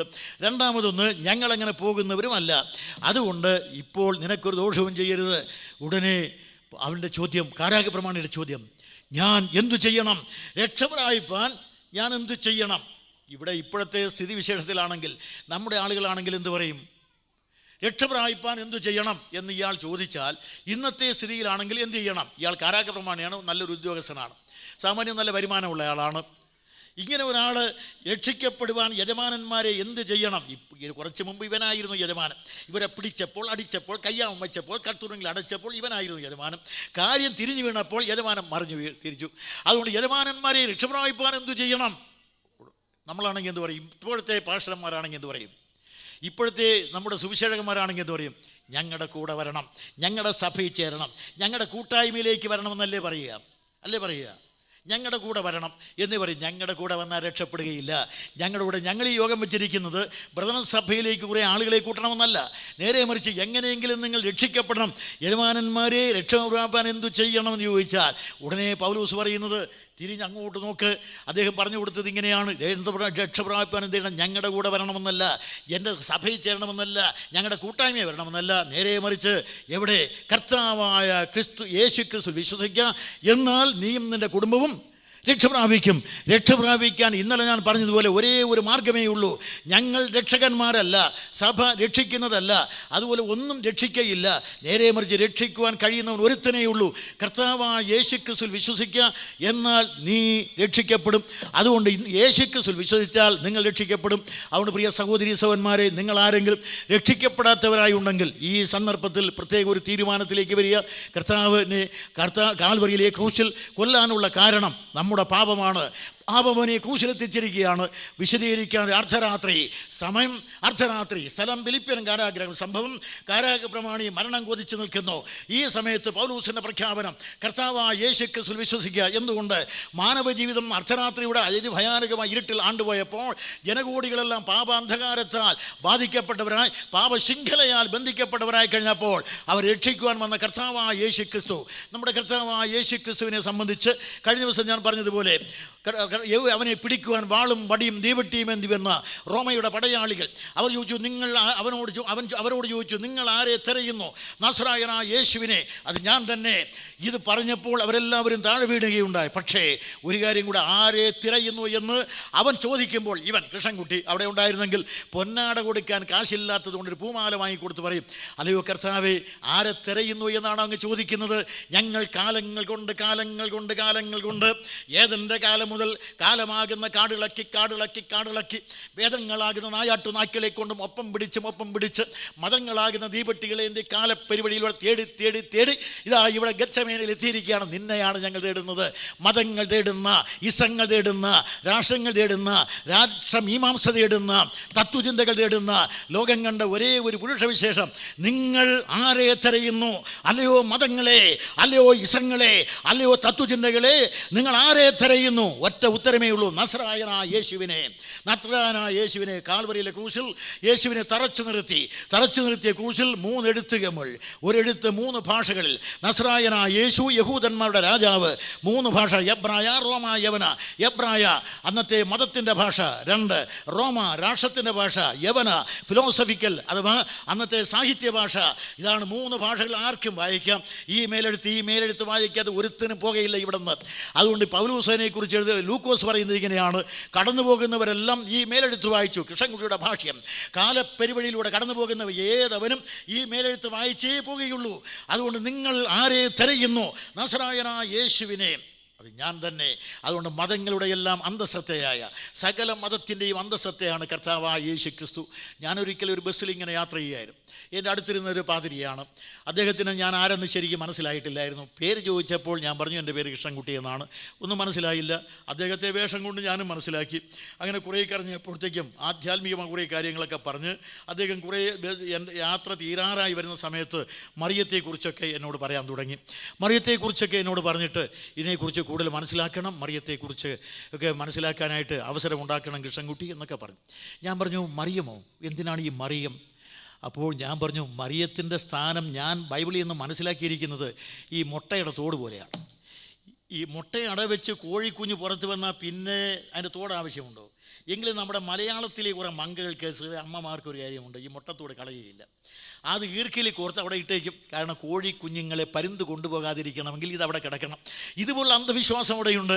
അതുപോലെയാണ് കർത്താവായ യേശുക്രിസ്തു എന്ന കാലകതിരവനും ഈ ലോകത്തിൽ വരികയും കാൽവരിയിലെ ക്രൂശിൽ മരിക്കുകയും അടക്കപ്പെടുകയും ഉയർത്തെഴുന്നേൽക്കുകയും ചെയ്തപ്പോൾ അവിടെ അന്വേഷിച്ചിരുന്നവർക്കൊരു ശബ്ദം കേൾക്കാം, നിങ്ങൾ ജീവിച്ചിരിക്കുന്നവനെ മരിച്ചവരുടെയിൽ അന്വേഷിക്കുന്നത് എന്ത്? അവൻ ഇവിടെ ഇല്ല. ഒഴിഞ്ഞ കല്ലറ. മതങ്ങളെല്ലാം ഒഴിഞ്ഞ കല്ലറകളാണ്. മതങ്ങളുടെ അന്തസത്തയാണ് യേശുക്രിസ്തു. സകല മതത്തിൻ്റെയും അന്തസത്തയായി ക്രിസ്തു പുറത്തു വന്നതുകൊണ്ട് മതങ്ങളെല്ലാം ഒഴിഞ്ഞ കല്ലറകൾ. ഈ മതങ്ങളുടെ സ്ഥാനമാണ് മറിയത്തിനുള്ളത് എന്ന് പറയാം. മറിയം യേശുവിനെ പ്രസവിക്കുവാനുള്ളതാണ്. അതുപോലെ തന്നെ മതങ്ങളും യേശുവിനെ ആശയപരമായി പ്രസവിക്കുവാനുള്ളതാണ്. യേശുവിനെ പ്രസവിച്ചു കഴിഞ്ഞാൽ ഇവയ്ക്ക് ഒഴിഞ്ഞ കല്ലറയുടെ സ്ഥാനമേ ഉള്ളൂ. അതുകൊണ്ട് പ്രിയ സ്നേഹിതരെ, കർത്താവായ യേശുക്രിസ്തു അവൻ മതങ്ങളുടെ അന്തസത്ത, തത്വചിന്തയുടെ ആത്മസത്ത, ഇതെല്ലാം കൂടെ കടന്നെടുത്ത സാരമാണ് നമ്മുടെ കർത്താവ്. അതിനെക്കുറിച്ചൊക്കെ ഞാൻ വിശദീകരിക്കില്ല, ഇതെല്ലാം വേറെ വിഷയങ്ങളാണ്, പ്രത്യേകം പ്രസംഗിക്കേണ്ടതാണ്. അതുകൊണ്ട് കർത്താവായ യേശു ക്രിസ്തു മതങ്ങളുടെയും തത്വചിന്തയുടെയും അതുപോലെ തന്നെ രാഷ്ട്രീയ മീമാംസയുടെയും ആത്യന്തികമായ ആത്മസത്തയാണ്. അതിനപ്പുറത്ത് ഞാൻ ഇപ്പോൾ വിശദീകരിക്കുകയില്ല. അതുകൊണ്ട് കർത്താവായ യേശു ക്രിസ്തു ലോകത്തിലേക്ക് വരികയുണ്ടായി. മതങ്ങൾ തേടുന്ന, ഇസങ്ങൾ തേടുന്ന, തത്വചിന്തകൾ തേടുന്ന ഒരേ ഒരു പുരുഷവിശേഷമാണ് യേശു ക്രിസ്തു. അവനാണ് ലോകരക്ഷിതാവ്. നിങ്ങൾ ആരെ തിരയുന്നു? നസ്രായനായ യേശുവിനെ പിടിച്ചുകൊള്ളുക. അവനെ പിടിച്ചു, അവരവനെ വിസ്തരിച്ചു. ഞാൻ ഇന്നലെ പറഞ്ഞല്ലോ, 3 മതകോടതി, 3 സിവിൽ കോടതി വിസ്തരിച്ചു. കാൽവരിയിലെ ക്രൂശിൽ തറച്ചു. ഞാൻ ഈ ഭാഗത്ത് അല്പം വിശദീകരിക്കുകയാണ്. കാൽവരിയിലെ ക്രൂശിൽ അവനെ തറച്ചു. യേശു ക്രിസ്തു കാൽവരിയിലെ ക്രൂശിൽ കിടന്നുകൊണ്ട് 7 വാക്യങ്ങൾ പറഞ്ഞിട്ടുണ്ട്. എന്നാൽ ഒടുവിലായി അദ്ദേഹം പറഞ്ഞു, എല്ലാം നിവൃത്തിയായി. അതേ ഒടുവിലായി നിവൃത്തിയായി, ടെറ്റലസ്റ്റോയ്, അതേ അരുളി ചെയ്യേണ്ട ടെറ്റലസ്റ്റോയ്. അന്ന് റോമൻ കൊലോസിയത്തിൽ 2 കുറ്റവാളികളെ കൊണ്ട് നിർത്തി യുദ്ധത്തിന് നൽകിയാൽ, ദ്വന്ദ്വയുദ്ധത്തിന് നൽകിയാൽ, ആ ദ്വന്ദ്വയുദ്ധം ചെയ്യുന്ന 2 പേർ, ഒരുത്തൻ ദ്വന്ദ്വയുദ്ധത്തിൽ വിജയിച്ചു കഴിഞ്ഞാൽ പരാജിതൻ്റെ നെഞ്ചത്ത് ഇവൻ്റെ കയ്യിലിരിക്കുന്ന കടാര കുത്തിയിറക്കി ചോരപുരുണ്ട കടാര ആകാശത്തിൽ വീശിപ്പറയുന്ന വാക്കാണ് ടെറ്റലസ്റ്റോയ്. അതുപോലെ തന്നെ ഒരു മഹാപുരോഹിതൻ യാഗമർപ്പിച്ച് വെളുത്ത ധൂമം കാണുമ്പോൾ പറയുന്ന വാക്കാണ് ടെറ്റലസ്റ്റോയ്. ഒരു നല്ല ചിത്രകാരൻ അനുഗ്രഹീതമായ ചിത്രം രചിച്ച് ക്യാൻവാസിൽ ദൂരവേ നിന്ന് നോക്കി പിന്നെയും വന്ന് 2-3 പുള്ളികളിട്ട് പിന്നെയും അങ്ങോട്ടും ഇങ്ങോട്ടും നോക്കി പുള്ളികളൊക്കെ ഇട്ട് ഒടുവിലായി പൂർത്തിയാകുമ്പോൾ പറയുന്ന വാക്കാണ് ടെറ്റലസ്റ്റോയ്. നമ്മുടെ ഒരു വലിയ കർഷകൻ വിത്തെറിഞ്ഞിട്ട് വിതച്ച് കളപ്പുരി ചേർത്തിട്ട് സംതൃപ്തനായി പറയുന്ന വാക്ക് ടെറ്റലസ്റ്റോയ്. നമ്മുടെ കർത്താവായ യേശു ക്രിസ്തു ഇതെല്ലാം കൂടെയാണ്. കർത്താവായ യേശു ക്രിസ്തു റോമൻ കൊലോസ്യത്തിലെ കുറ്റവാളിയെ കൊല്ലുന്നവനല്ല, മരണാധികാരിയായ പിശാചിനെ തൻ്റെ മരണത്താൽ തോൽപ്പിച്ച് വിജയകിരീടം ചൂടിയ നമ്മുടെ കർത്താവായ യേശു ക്രിസ്തു. അവൻ പറഞ്ഞ ടെറ്റലസ്റ്റോയ്. നമ്മുടെ കർത്താവായ യേശു ക്രിസ്തു ഏറ്റവും വലിയ കർഷകനാണ്. സ്വർഗത്തിലെ ഗോതമ്പ് മണി ഭൂമിയുടെ വയലേലാളിൽ വീശി വിതച്ച് അനന്തതയിൽ കതിരുകൾ കൊയ്തു കൂട്ടുന്ന അനുഗ്രഹീതനായ കർഷകനായ കർത്താവായ യേശു ക്രിസ്തു ദൂരവേ കതിരുകൾ നിറയുന്ന കണ്ടു പറഞ്ഞു ടെറ്റലസ്റ്റോയ്. കർത്താവായ യേശു ക്രിസ്തു ലോകം കണ്ട അതുല്യനായ സമരയോദ്ധാവാണ്. അവൻ പ്രഖ്യാപിച്ചു ഇത് ഇതിനപ്പുറം മഹാപുരോഹിതനുമാണ്. അവൻ പ്രഖ്യാപിച്ചു നിവൃത്തിയായി, സകലവും നിവൃത്തിയായിരിക്കും. ഇനിയും പാപത്തിൻ്റെ പരിഹാരത്തിന് വേണ്ടി ചെയ്യുവാൻ യാതൊരു യാഗവുമില്ല, കർമ്മങ്ങളില്ല, ആചാരങ്ങളില്ല. നിവൃത്തിയായി യേശു മരിച്ചു. യേശു ക്രൂശിൽ കിടക്കവേ ഓരോരുത്തരും ഇന്നലെ ഞാൻ സൂചിപ്പിച്ചതുപോലെ ഇറങ്ങി വരാനാണ് പറയുന്നത്. മഹാപുരോഹിതന്മാർ പറഞ്ഞു, ലേവ്യർ പറഞ്ഞു, ഇസ്രായേല്യർ പറഞ്ഞു, പടയാളികൾ പറഞ്ഞു, കടന്നു പോകുന്നവരെല്ലാം പറഞ്ഞു. പക്ഷേ യേശു ഇറങ്ങി വന്നില്ല. കർത്താവായ യേശു കാൽവരിയിലെ ക്രൂശിൽ കിടന്നുകൊണ്ട് ഉറക്കെ നിലവിളിച്ചു, എൻ്റെ ദൈവമേ, എൻ്റെ ദൈവമേ, നീ എന്നെ കൈവിട്ടതെന്ത്? നിങ്ങൾക്കൊരു ചോദ്യം ചോദിക്കാം. അപ്പോൾ കൃഷ്ണൻകുട്ടി ഇന്നലെയും ഇന്നുമൊക്കെ താൻ യേശു ക്രിസ്തു ദൈവമെന്നൊക്കെ പറഞ്ഞുകൊണ്ടിരുന്നു.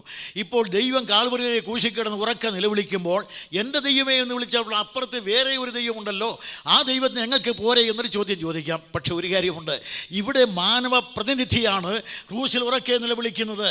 അവൻ ദൈവമേ എന്ന് അതുവരെയും ദൈവത്തെ നോക്കി പിതാവെന്ന് മാത്രമേ അവൻ വിളിച്ചിട്ടുള്ളൂ. യേശു ക്രിസ്തുവിൻ്റെ ജീവിതദശയിൽ അവൻ സ്വർഗത്തിലെ ദൈവത്തെ പിതാവെന്നല്ലാതെ ഒരിക്കൽ പോലും ദൈവമെന്ന് വിളിച്ചിട്ടില്ല. കാൽവരിയിലെ ക്രൂശിൽ മരിക്കുന്നത് എൻ്റെയും നിൻ്റെയും പാപം ചുമന്നുകൊണ്ട് എൻ്റെയും നിൻ്റെയും പ്രതിനിധിയായി മരിക്കുന്നതിനാൽ ഞാൻ എന്നീ നരകത്തിലേക്ക് പോകുമ്പോൾ പറയുവാനുള്ള വാക്കാണ് അവൻ പറഞ്ഞത്, എൻ്റെ ദൈവമേ, എൻ്റെ ദൈവമേ, നീ എന്നെ കൈവിട്ടതെന്ത്? സ്വർഗം അവനെ കൈവിട്ടു, ദൂതന്മാരവനെ കൈവിട്ടു, ശിഷ്യന്മാരവനെ കൈവിട്ടു, സ്വന്തം ജനം കൈവിട്ടു.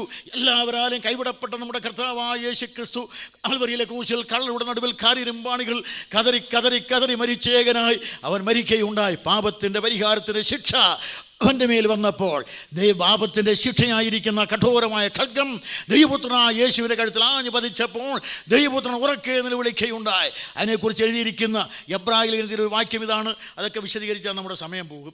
അതുകൊണ്ട് ഞാൻ അടുത്ത പോയിന്റിലേക്ക് വരികയാണ്. ഇങ്ങനെ കർത്താവായ യേശു ക്രിസ്തു കാൽവരിയിൽ ക്രൂശിൽ മരിക്കുമ്പോൾ മരണം ആസ്വദിച്ചു എന്നൊരു വാക്കുണ്ട്. എബ്രായർ 2:9 അവിടെ പറയുന്നത്, എങ്കിലും ദൈവകൃപയാൽ എല്ലാവർക്കും വേണ്ടി മരണം ആസ്വദിപ്പാൻ ദൂതന്മാരിലും അല്പം താഴ്ച വന്ന യേശു മരണം അനുഭവിച്ചതുകൊണ്ട് ഇപ്പോൾ ദൂതന്മാരിൽ തേജസ്സും ബഹുമാനും അണിഞ്ഞവനായി നാം കാണുന്നു.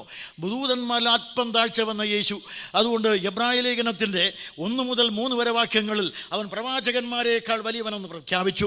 എബ്രായ ലേഖനം 1-ാം അധ്യായം 4 മുതൽ 2-ാം അധ്യായത്തിൽ 8 വരെ വാക്യങ്ങളിൽ യേശു ക്രിസ്തു ദൂതന്മാരെയൊക്കെ ശേഷനാണെന്ന് 7 പോയിന്റ് കൊണ്ട് വിശദീകരിക്കുന്ന എഴുത്തുകാരൻ ഇപ്പോൾ എങ്കിലും എന്ന് പറഞ്ഞാൽ ഇവൻ ദൈവദൂതന്മാരുടെ ശ്രേഷ്ഠാവാണ്, എങ്കിലും ദൈവദൂതന്മാരെക്കാൾ ശ്രേഷ്ഠമായ നാമത്തിന് അവകാശിയാണ്, എങ്കിലും ഇവൻ അഭിഷിക്തനാണ് എങ്കിലും ദൈവകൃപയാൽ എല്ലാവർക്കും വേണ്ടി മരണം ആസ്വദിപ്പാൻ ദൂതന്മാരിൽ അല്പം ഒരു താഴ്ച വന്ന യേശു ക്രിസ്തുവിന് എവിടെയെങ്കിലും താഴ്ച വന്നു എങ്കിൽ മരിക്കുന്ന മനുഷ്യന് സദൃശം അവൻ മരിക്കുന്നവനായി തീർന്നു.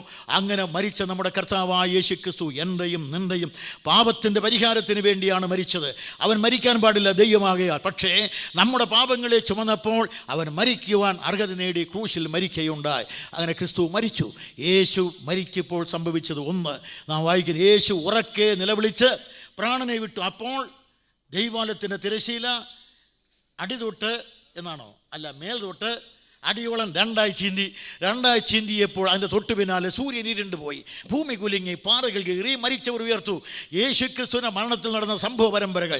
ദൈവപുത്രനായ യേശുക്രിസ്തുവിനെ മരണം കാണുവാൻ കഴിയാതെ കാലക്കതിരവൻ കണ്ണുകളുടെ ചയനത്തിൽ അനങ്ങാതിരുന്നപ്പോൾ ഭൂമിയാകെ ഉരുണ്ടുപോയി, സൂര്യൻ ഇരുണ്ടുപോയി, ഭൂമിയാകെ കുലുങ്ങിപ്പോയി. ദൈവപുത്രനായ യേശുവിനെ ക്രൂശിച്ച ആ ക്രൂശ് ആ പാറയിൽ ഉണ്ടാക്കിയ കുഴിയിൽ ഇട്ടവേ ആ പാറയുടെ കീറൽ ഇന്ന് പോലും മാറിയിട്ടില്ലെന്നാണ് ചരിത്രകാരന്മാർ പറയുന്നത്.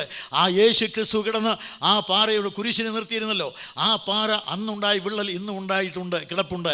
പ്രിയ സ്നേഹിതരെ, ഭൂമി വിറച്ചു എന്ന് പറഞ്ഞാൽ ഉണ്ടാകട്ടെ എന്ന് ഉച്ചാരണം കൊണ്ട് ഉണ്ടാക്കിയതായി ഭൂമിക്ക് തൻ്റെ സൃഷ്ടാവിൻ്റെ മരണം കാണുവാൻ കഴിയാതെ അത് വേവത്തു കൊണ്ട് ആടിപ്പോയി എന്ന് ഞാൻ വ്യാഖ്യാനിക്കും. അതുകൊണ്ട് കർത്താവായ യേശു ക്രിസ്തുവിൻ്റെ മരണത്തിൽ ഭൂമി വിറച്ചുപോയി, അഥവാ ഭൂകമ്പമുണ്ടായി. മാത്രമല്ല യേശു ക്രിസ്തു മരിച്ചപ്പോൾ പാറകൾ കീറി, അവൻ്റെ മരണത്തിൽ പാറകൾ കീറുക. പക്ഷേ കർത്താവായ യേശുവിൻ്റെ ഉറച്ച നിലവിളി ഭൂമിയെ കുലുക്കിയ, പാറയെ കീറിയ, തിരശ്ശീലയെ ചീന്തിയ, കാദേശ് മരുവിനടുക്കുന്ന മാൻപേടകളെ പ്രസവിക്കുന്ന, വനങ്ങളെ തോലിരിക്കുന്ന ദൈവപുത്രന ദീനരോധനം. ആ ദീനരോധനം 2000 ആണ്ടുകൊണ്ട് കാലത്തിൽ മുഴങ്ങി, കാതുകളിൽ എത്തിച്ചേർന്നിട്ട് കാലഭിത്തികളിൽ തട്ടി നമ്മുടെ ഹൃദയഭിത്തിയിൽ മാറ്റലിക്കൊണ്ടിട്ട് ഈ യേശു ക്രിസ്തുവിനെ സ്വീകരിക്കുവാൻ, അവൻ്റെ സുവിശേഷം സ്വീകരിക്കുവാൻ നിനക്ക് മനസ്സില്ലാതെ പോകുമ്പോൾ ഈ പാറയേക്കാൾ കഠിന ഹൃദയനാണ് നീ. അതുകൊണ്ട് പ്രിയ സ്നേഹിത, കാൽവറിയിലെ ക്രൂശിൽ നിനക്ക് വേണ്ടി മരിച്ച ദൈവസ്നേഹത്തിന് മൂർത്തിമത്ഭാവമായ, ദൈവസ്നേഹത്തിന് വിളനിലമായ, ദൈവസ്നേഹത്തിന് പ്രദർശനമായ കാൽവറിയിലെ ക്രൂശിലെ ദൈവപുത്രന്റെ മരണത്തെ കണ്ടിട്ടും ഒരിക്കലും മനസ്സിലാത്ത നിന്നെ സംബന്ധിച്ച് പറയുന്നത്, പാറകൾ കീറിയിരുന്നെങ്കിലും മനുഷ്യൻ്റെ ഹൃദയശില കീറുന്നില്ല. അതുകൊണ്ട് ദൈവപുത്രനായ യേശുവിൻ്റെ മരണം, അവൻ മരിച്ചപ്പോൾ സംഭവിച്ച കാര്യം, മരിച്ചവർ ഉയർത്തു. ആ യേശുവിൻ്റെ പുനരുത്ഥാന ശേഷം കല്ലറകളെ വിട്ടു. അതൊക്കെ ഞാൻ വിശദീകരിക്കില്ല. മരിച്ചവർ ജീവിക്കും. യേശു ക്രിസ്തുവിൻ്റെ സുവിശേഷത്തിൻ്റെ ശബ്ദം അത് മരിച്ചവരെ ജീവിപ്പിക്കുന്നതാണ്. ഇത്രയും പറഞ്ഞ് ഞാൻ ഈ പോയിന്റ് വിടുകയാണ്. അങ്ങനെ ജീവിതത്തിൻ്റെ അർദ്ധരാത്രി, അടുത്ത വാക്യത്തിൽ അപ്പോസ്തലർ 16-ാം അധ്യായത്തിൽ പറയും, കാരാഗ്ര പ്രമാണി കുടുംബവും കർത്താവായ യേശു ക്രിസ്തുവിനെ സ്വീകരിച്ചു, അവർ സ്നാനമേറ്റു. അന്ന് അവർ ക്രിസ്തീയ വിശ്വാസം സ്വീകരിക്കുകയുണ്ടായി. ഒരുപക്ഷെ ഫിലിപ്പിയർക്ക് എഴുതിയ ലേഖനത്തിൽ പറയുന്ന ക്ലമന്ത് ഇവനായിരിക്കണം. അതുകൊണ്ട് പ്രിയ സഹോദരി സഹോദരന്മാരെ, അന്നത്തെ രാത്രി യേശു ക്രിസ്തു മരിച്ചു എങ്കിൽ ഇന്ന് കൃത്യമായ രാത്രി ക്രിസ്തു ഉണ്ടാക്കി. ചരിത്രത്തിൻ്റെ അർദ്ധരാത്രിയിൽ നിന്ന് ജീവിതത്തിൻ്റെ അർദ്ധരാത്രിയിൽ വന്ന് അർദ്ധരാത്രിയിൽ പാപാന്ധകാരത്തിൽ അവധിച്ച് നരകത്തിലേക്ക് പോകുന്ന പാപിക്ക് കൈ കൊടുക്കുവാൻ കാലത്തിലേക്ക് ഇറങ്ങി വന്ന് കാൽവറിയിലെ ക്രൂശിൽ മരിച്ച് കാലകതിരുവിനെ ഇരുട്ടിത്താഴ്ത്തിയ ഭയാനകമായ ന്യായവിധിയുടെ രാത്രിയിൽ നിനക്ക് വേണ്ടി മരിച്ച കർത്താവായ യേശു ക്രിസ്തു നിൻ്റെ ജീവിതത്തിന് കടന്നു വന്ന് കൈതരുകയാണ്. കടന്നു വന്ന് കൈതരുവാൻ വന്ന് രക്ഷിതാവാണ്. ഇന്ന് രാത്രി നിൻ്റെ അടുക്കൽ കൈനീട്ടി നിൽക്കുന്ന ഈ കർത്താവായ യേശു ക്രിസ്തുവിനെ ഇതുവരെയും നീ നിൻ്റെ രക്ഷിതാവായി, നിൻ്റെ കർത്താവായി, നിൻ്റെ അധിനായകനായി അംഗീകരിച്ചില്ലെങ്കിൽ അതിനുള്ള അസുലഭ സന്ദർഭം ഇവിടെയാണ്. കർത്താവെ, ഞാൻ നിന്നെ എൻ്റെ രക്ഷിതാവായി, എൻ്റെ കർത്താവായി അംഗീകരിക്കുന്ന ഒരു തീരുമാനം ചെയ്താൽ മതി. രക്ഷിതാവായി വന്ന ഒന്ന്, ചരിത്രത്തിൻ്റെ അർദ്ധരാത്രിയിൽ ചരിത്ര വികായസിൽ ഉദിച്ചുയർന്ന നീതിയുടെ സൂര്യൻ. 2, ജീവിതത്തിൻ്റെ അർദ്ധരാത്രിയിൽ മരണവുമായി മല്ലടിക്കുന്ന മനുഷ്യന്, ആത്മഹത്യാപ്രേമിയായ മനുഷ്യന്, ആശ്രയവും നശിച്ച് നിരാശയെ നിവേദിച്ച മനുഷ്യന് കടന്നു വന്ന് കൈകൊടുക്കുന്ന കരുത്തേറിയ രക്ഷിതാവ്. 3, ക്രൈസ്തവ സഭയുടെ അർദ്ധരാത്രിയിലെ സ്നേഹിതൻ.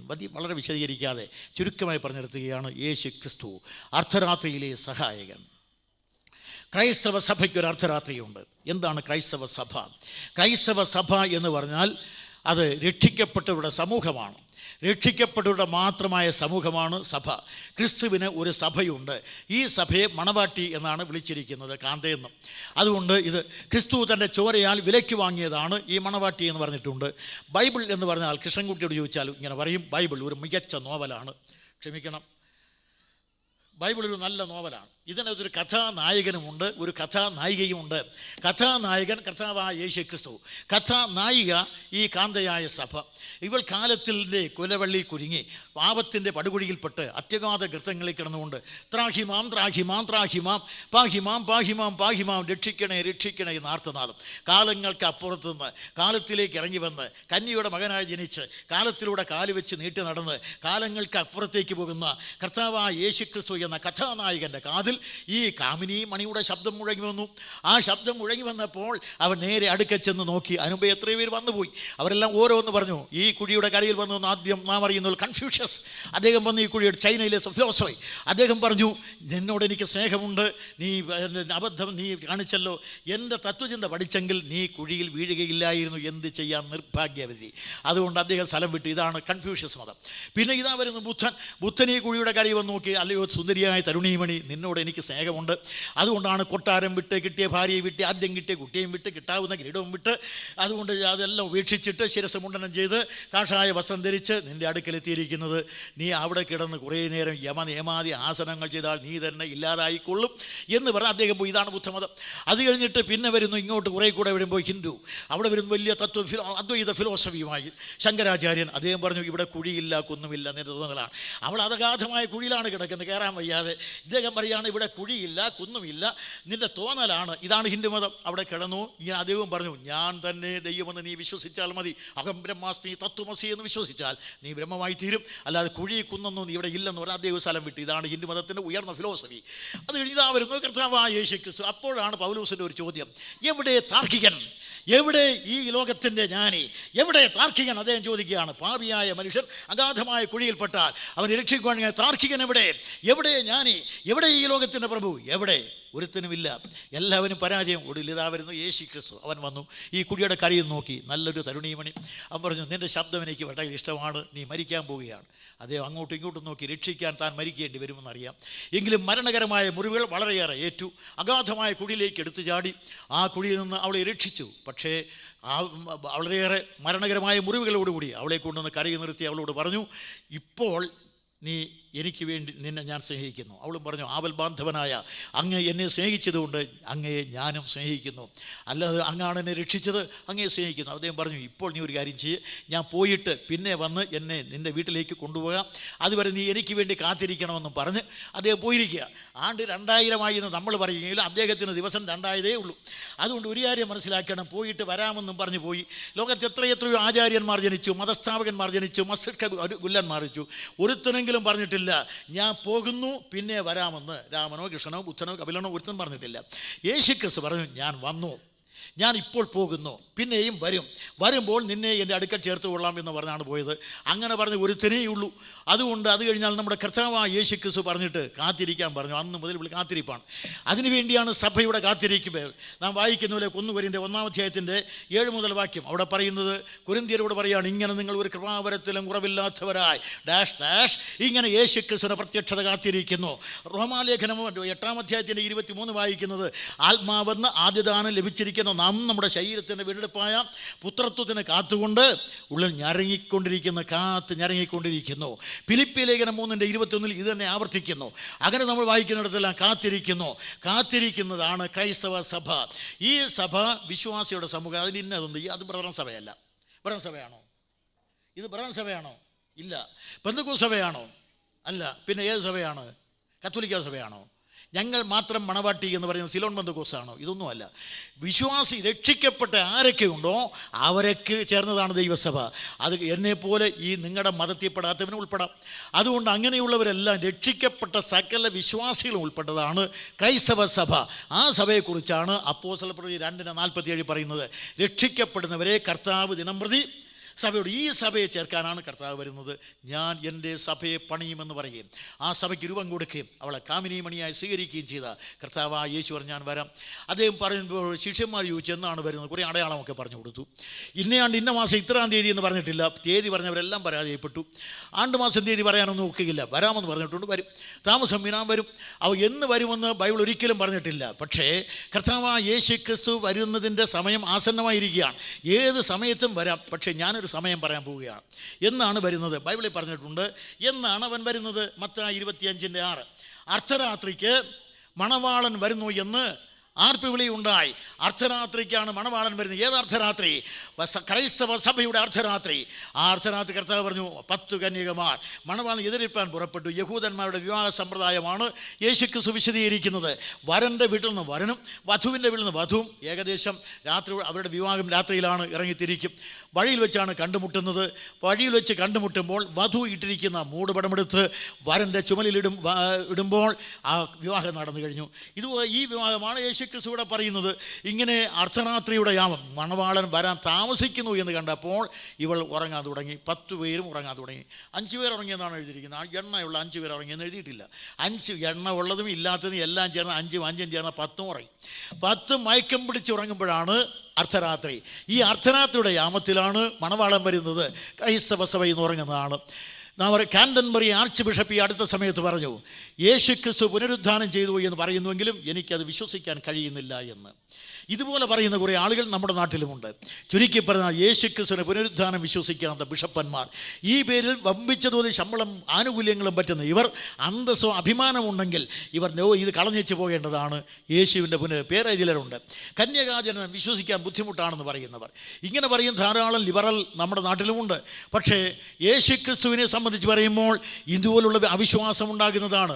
ലൂക്കോസ് 18:8 നമ്മൾ വായിക്കുന്നത്, മനുഷ്യപുത്രൻ വരുമ്പോൾ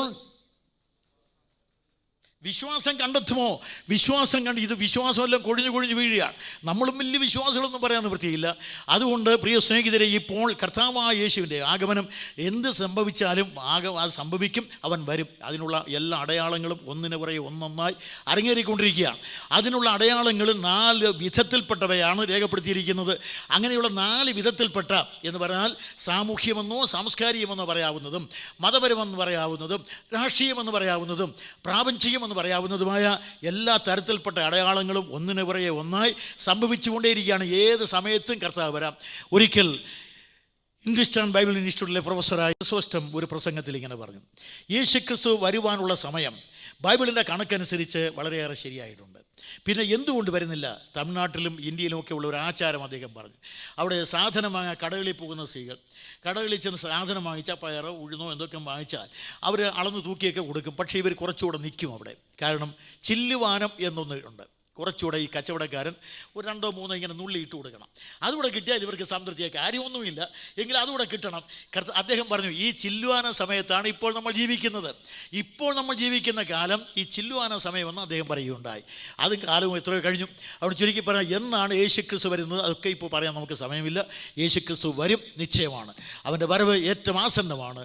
ഇങ്ങനെ അർദ്ധരാത്രിക്ക് മണവാളൻ വരും എന്ന് ക്രൈസ്തവ സഭ എല്ലാ നിലയിലും മയക്കം പിടിച്ചുറങ്ങുന്ന, അകത്ത് ആരവാരം മുഴങ്ങുന്നതല്ലാതെ യാതൊരു വിധ പ്രയോജനമില്ലാതെ കഴിയുന്ന ലവോദിക്കൻ കാലഘട്ടം. ആ കാലഘട്ടത്തിലാണ് കർത്താവായ യേശു വരുന്നത്. അകത്തെല്ലാം എന്താണ് ശബ്ദം? ഞാൻ ധനവാൻ, ഞാൻ സമ്പന്നൻ, എനിക്കൊന്നിനും മുട്ടില്ല. ഇത് പറയുന്ന ആളുകളാണ് സഭയിൽ. ഓരോ സഭകളും പറയുന്നത്, ഞങ്ങൾക്ക് ഇത്ര പള്ളികൾ, ഇത്ര സെമിനാരികൾ, ഇത്ര സെമിറ്ററികൾ, ഇത്ര ഇത് കോളേജ്, ഇതൊക്കെ ഞങ്ങൾക്കുണ്ട്, അതുകൊണ്ട് ഇത്ര വിശ്വാസികളുണ്ട്. ഇത് ഓരോരുത്തരും കണക്ക് പറയുക.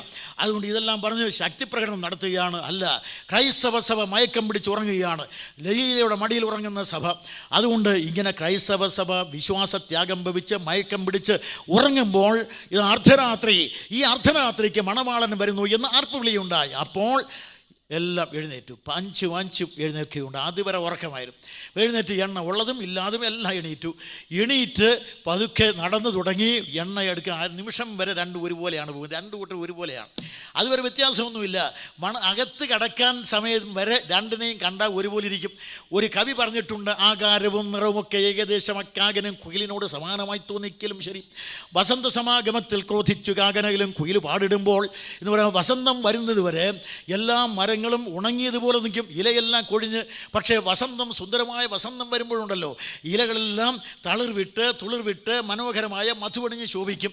അങ്ങനെയുള്ള സമയത്ത് മധുവണിഞ്ഞ മലരും തളിരുമൊക്കെ കൊത്തിത്തിന്ന് കണ്ഠശുദ്ധി വരുത്തി കളഗാനം പൊഴിക്കും കുയിലുകൾ അനുഗ്രഹീതമായ ഗാനം പൊഴിക്കുമ്പോൾ കാക്കകൾ എത്ര വിചാരിച്ചാലും ക്രാ എന്നല്ലാതെ വേറൊന്നും വരികയില്ല. അതുകൊണ്ട് ഒരു കാര്യം പറഞ്ഞു, അതുവരെ 2ഉം കണ്ടാൽ ഒരുപോലെ ചെറിയാൻ സാറിൻ്റെ പാട്ടും കുഞ്ഞുപദേശിയുടെ പാട്ടും സൈമൺ സാറിൻ്റെ പാട്ടും എല്ലാവരും കൂടെ പാടും. രക്ഷിക്കപ്പെടും. അതുകൊണ്ട് അതുവരെ രണ്ടും കണ്ടാൽ ഒരുപോലെ ഇരിക്കും, പോക്കും വരവും ബൈബിൾ പിടിക്കലും പ്രാർത്ഥനയും കുറേ കൂടുതലും തോന്നിയിരിക്കും. പക്ഷെ ഒരു കാര്യമുണ്ട്, എല്ലാം പോകില്ല. പണ്ട് വലിയ കുഞ്ഞപ്പി ഉപദേശി പറഞ്ഞതുപോലെ കറങ്ങിടുമേ ഞങ്ങൾ അന്നാളിൽ പറഞ്ഞിടുമേ എന്നാണ് പാടുന്നത്. പക്ഷേ അവൻ വരുമ്പോൾ പലരും കറങ്ങിടുമേ അന്നാളിൽ ഞങ്ങൾ കറങ്ങിടുമേ എന്നായിരിക്കും. അതുകൊണ്ട് പ്രിയ സ്നേഹിതരെ, ഇന്ന് രാത്രി കർത്താവായ യേശുവിൻ്റെ പുനരാഗമനം സംഭവിച്ചാൽ സമയപരിമിതി, വിഷയം വിസ്തൃതി ഞാൻ വിട്ടപ്പുറത്ത്. അതുകൊണ്ട് ഇന്ന് രാത്രി കർത്താവായ യേശു ക്രിസ്തു വന്നാൽ എന്തായിരിക്കും? ഇന്ന് രാത്രി അവൻ്റെ കാഹളം ധ്വനിക്കാം. അതുകൊണ്ട് ഇന്ന് രാത്രി നമ്മുടെ കർത്താവായ ഇന്ന് ബുധനാഴ്ച അല്ലേ, ബുധനാഴ്ചയാണ്. ഈ രാത്രിയിലും കർത്താവായ യേശു വരാം. നമ്മളെല്ലാം യോഗം കഴിഞ്ഞു ചെന്ന് കുളിച്ചോ അത്താഴം കഴിച്ചോ ഒക്കെ സുഖശയനം. രാവിലെ ആകുമ്പോഴത്തേക്കും എവിടെ നിന്നും ഫോണൊന്നും വിളിക്കാനൊക്കെ ഇല്ല. എല്ലാം അവിടെ എല്ലായിടത്തും ഒരേ ശബ്ദമാണ്, കാണുവാനില്ല കാണുവാനില്ല കാണുവാനില്ല. എവിടെയും അപ്പുറത്ത് ഭാര്യയെ കണ്ടില്ല, ഇവിടെ ഭർത്താവിനെ കണ്ടില്ല, ഇവിടെ അപ്പനെ കണ്ടില്ല, അവിടെ മകനെ കണ്ടില്ല, അവിടെ അമ്മായിപ്പനെ കണ്ടില്ല, സർവത്ര കാണുവാനില്ല. അത് കഴിഞ്ഞ് ഒരു ദിവസം എല്ലാം കൂടെ അങ്കലാപ്പിലാണ്. അതിൻ്റെ പിറ്റേ ദിവസമാകുമ്പോൾ ഏത് ടി വിയിലും റേഡിയോയിലും ഒരേ വാർത്ത, 5 അടി 3 ഇഞ്ച് നീളം. ഇതുപോലെ പൈജാമായി ജൂബയുമല്ല, നാട്ടിൽ ഞാൻ ജൂബയും മുണ്ടുമാണ്.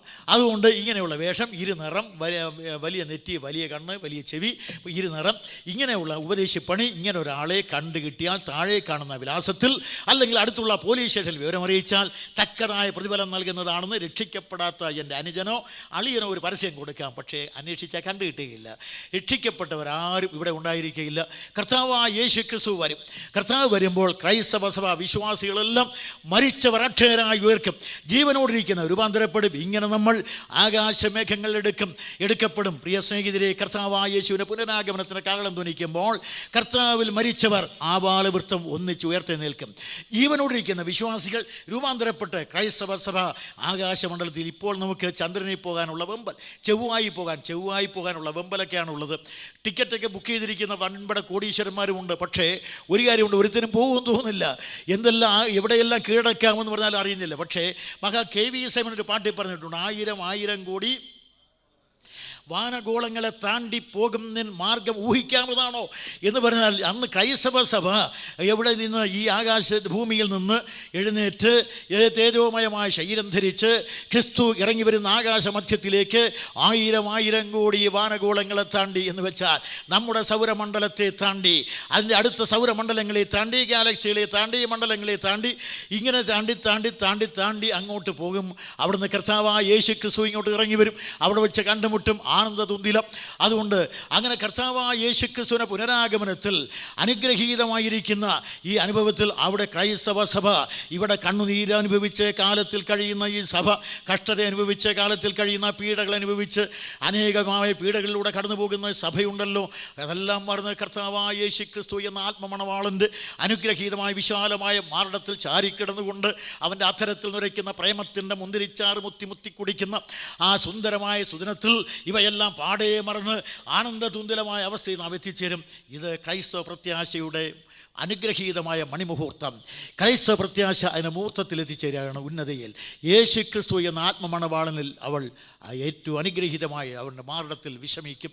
ഇത് സഭയുടെ ഇത്രയും ഇന്ന് രാത്രി നടക്കാവുന്ന കാര്യമാണ്. ഇന്ന് രാത്രി കർത്താവ് വന്നാൽ ഇന്ന് നേരം വെളുക്കുമ്പോഴുള്ള കാര്യമാണ്. വ്യാഴാഴ്ച നാളെ ഏത് പത്രത്തിലും കാണുവാനില്ല, അല്ലെങ്കിൽ ഏത് വാർത്തയിലും ഇതാണ്, TV യിലുമെല്ലാം. അടുത്ത വെള്ളിയാഴ്ച വേറെ വാർത്ത. ഈ രാജ്യത്ത് നിന്ന് ഒരുപറ്റം ആളുകളെ പൊടുന്നിനെ കാണാതെ വന്നതിൽ അവിടെ ബന്ധുമിത്രാദികളോട് രാഷ്ട്രത്തിനുള്ള അഗാധമായ, ഇന്ത്യയിലാണെങ്കിൽ രാഷ്ട്രപതി അബ്ദുൽ കലാം പറയും, അഗാധമായ ദുഃഖം അറിയിച്ചു കൊള്ളുന്നു. പിന്നെ ഒരു അനുബന്ധം കൂടെ കൂട്ടിച്ചേർക്കും. ഈ ബന്ധുമിത്രാദികൾ നഷ്ടപ്പെട്ടവർക്ക് പ്രസിഡന്റിൻ്റെ ദുരിതാശ്വാസ ഫണ്ടിൽ നിന്ന് 10,000 രൂപ വെച്ച് ഉദാരമായി സംഭാവന ചെയ്യാനും കൽപ്പിച്ചിരിക്കുന്നു അദ്ദേഹത്തിൻ്റേത്. അപ്പോൾ ശനിയാഴ്ച പിന്നെ ആധികാരികമായി പറയാനുള്ളൊരു വകുപ്പുണ്ടല്ലോ, ശാസ്ത്ര വകുപ്പ്, അവരെല്ലാം കൂടെ ആധികാരികമായി ഇത്തരം സംഭവങ്ങൾ എന്തുകൊണ്ട് നടക്കുന്നു എന്ന് ഞങ്ങൾ കൂലങ്കഷമായി അന്വേഷിച്ചപ്പോൾ മനസ്സിലാകുന്നത് ഇങ്ങനെയാണ്. ചില ഗോളങ്ങൾ മറ്റു ചില ഗോളങ്ങളുമായി അടുത്ത് വരാറുണ്ട്. അങ്ങനെ ചില നക്ഷത്രങ്ങൾ മറ്റു ചില നക്ഷത്രങ്ങളും അടുത്ത് വരുമ്പോൾ ചില പ്രത്യേക നാള്, പ്രത്യേകം തിഥി എന്നിവയിൽ ജനിച്ച ആളുകൾ ആ ഗോളങ്ങളുടെ ആകർഷണം കൊണ്ട് ഇങ്ങോട്ട് വലിച്ചെടുക്കപ്പെട്ടു പോയതാണ്. ഇനി ഇതുപോലൊരു അപകടം കഴിയാൻ 10,000 വർഷം കഴിയേണ്ടി വരും. അതുകൊണ്ട് ഇപ്പോൾ അപകടം കഴിഞ്ഞു പോയി എന്നാണ് ശാസ്ത്രവകുപ്പ്. ഇത്രയും ആകുമ്പോൾ നമുക്ക് വേറെ വകുപ്പ് കൂടെ ഉണ്ട്. ആ വകുപ്പ് പറയുന്നത് ജനസംഖ്യയിൽ കാര്യമായ കമ്മി ഏർപ്പെട്ടിരിക്കുന്നതിനാൽ തൽക്കാലം ഈ 2 നമുക്ക് 2 എന്ന് പറയുന്ന ഇപ്പോഴത്തെ ഡിപ്പാർട്ട്മെൻറ്റ്, ഇവിടുത്തെ അല്ല ഇന്ത്യയിൽ, 2 നമുക്ക് 2 എന്ന് പറയുന്നത് ഡിപ്പാർട്ട്മെൻറ്റ് തൽക്കാലം ഇത് അവസാനിപ്പിച്ചിരിക്കുന്നു എന്ന്. ഇപ്പോൾ എവിടെ നോക്കിയാലും ഇതാണ്. അത് കഴിഞ്ഞ് ഇത്രയും ആകുമ്പോഴത്തേക്കും അടുത്ത ഞായറാഴ്ചയായി. ഞായറാഴ്ച ആയി കഴിയുമ്പോൾ വമ്പിച്ച തള്ളാണ് പള്ളികളിലെല്ലാം.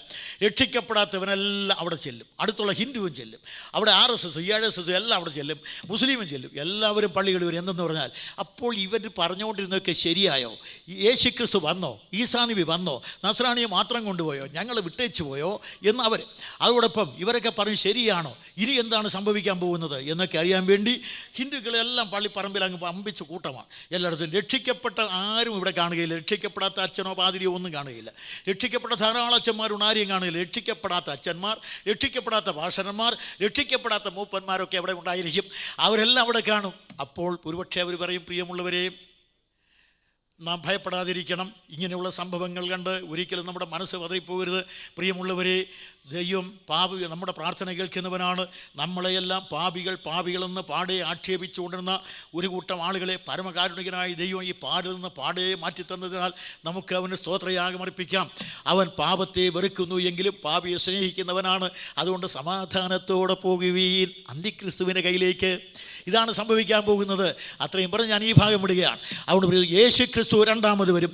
ഇന്ന് രാത്രി കർത്താവായ യേശു ക്രിസ്തുവിൻ്റെ പുനരാഗമനത്തിന് കാഹളം ധ്വനിച്ചാൽ ഞാൻ അവനോടുകൂടെ ആകാശത്തിലേക്ക് എടുക്കപ്പെടുമെന്ന് നിശ്ചയമുള്ളവർ നിങ്ങളുടെ കൈകളൊന്ന് ഉയർത്തി കാണിക്കുക.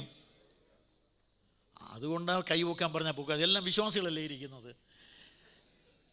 വിശ്വാസികളാണ് ഭൂരിപക്ഷം. അതുകൊണ്ട് ഈ പ്രത്യാശയുള്ളവരെ ഓർത്ത് ഞാൻ ദൈവത്തെ സ്തുതിക്കുന്നു. പ്രിയ സഹോദരി സഹോദരന്മാരെ, അനന്തത വെടിഞ്ഞ് അവനിയിലേക്ക് വന്ന് നമ്മുടെ പാപങ്ങളെ ചുമന്ന് അത് കാൽവരിയിലെ ക്രൂശിൽ മരിച്ച് അതിൻ്റെ അനുഗ്രഹീതമായ പവിത്രമായ ചോര നമുക്ക് വേണ്ടി ചൊരിഞ്ഞ് പുണ്യാഗ്രഹത്താൽ വീണ്ടെടുത്ത് അനുഗ്രഹീതമായ തൻ്റെ മണവാട്ടിയുടെ പങ്കാളിയേക്ക് തീർത്ത നമ്മുടെ കർത്താവായ യേശുക്രിസ്തുവിനെ നമുക്ക് അനവരതം സ്തുതിക്കാം, ആരാധിക്കാം.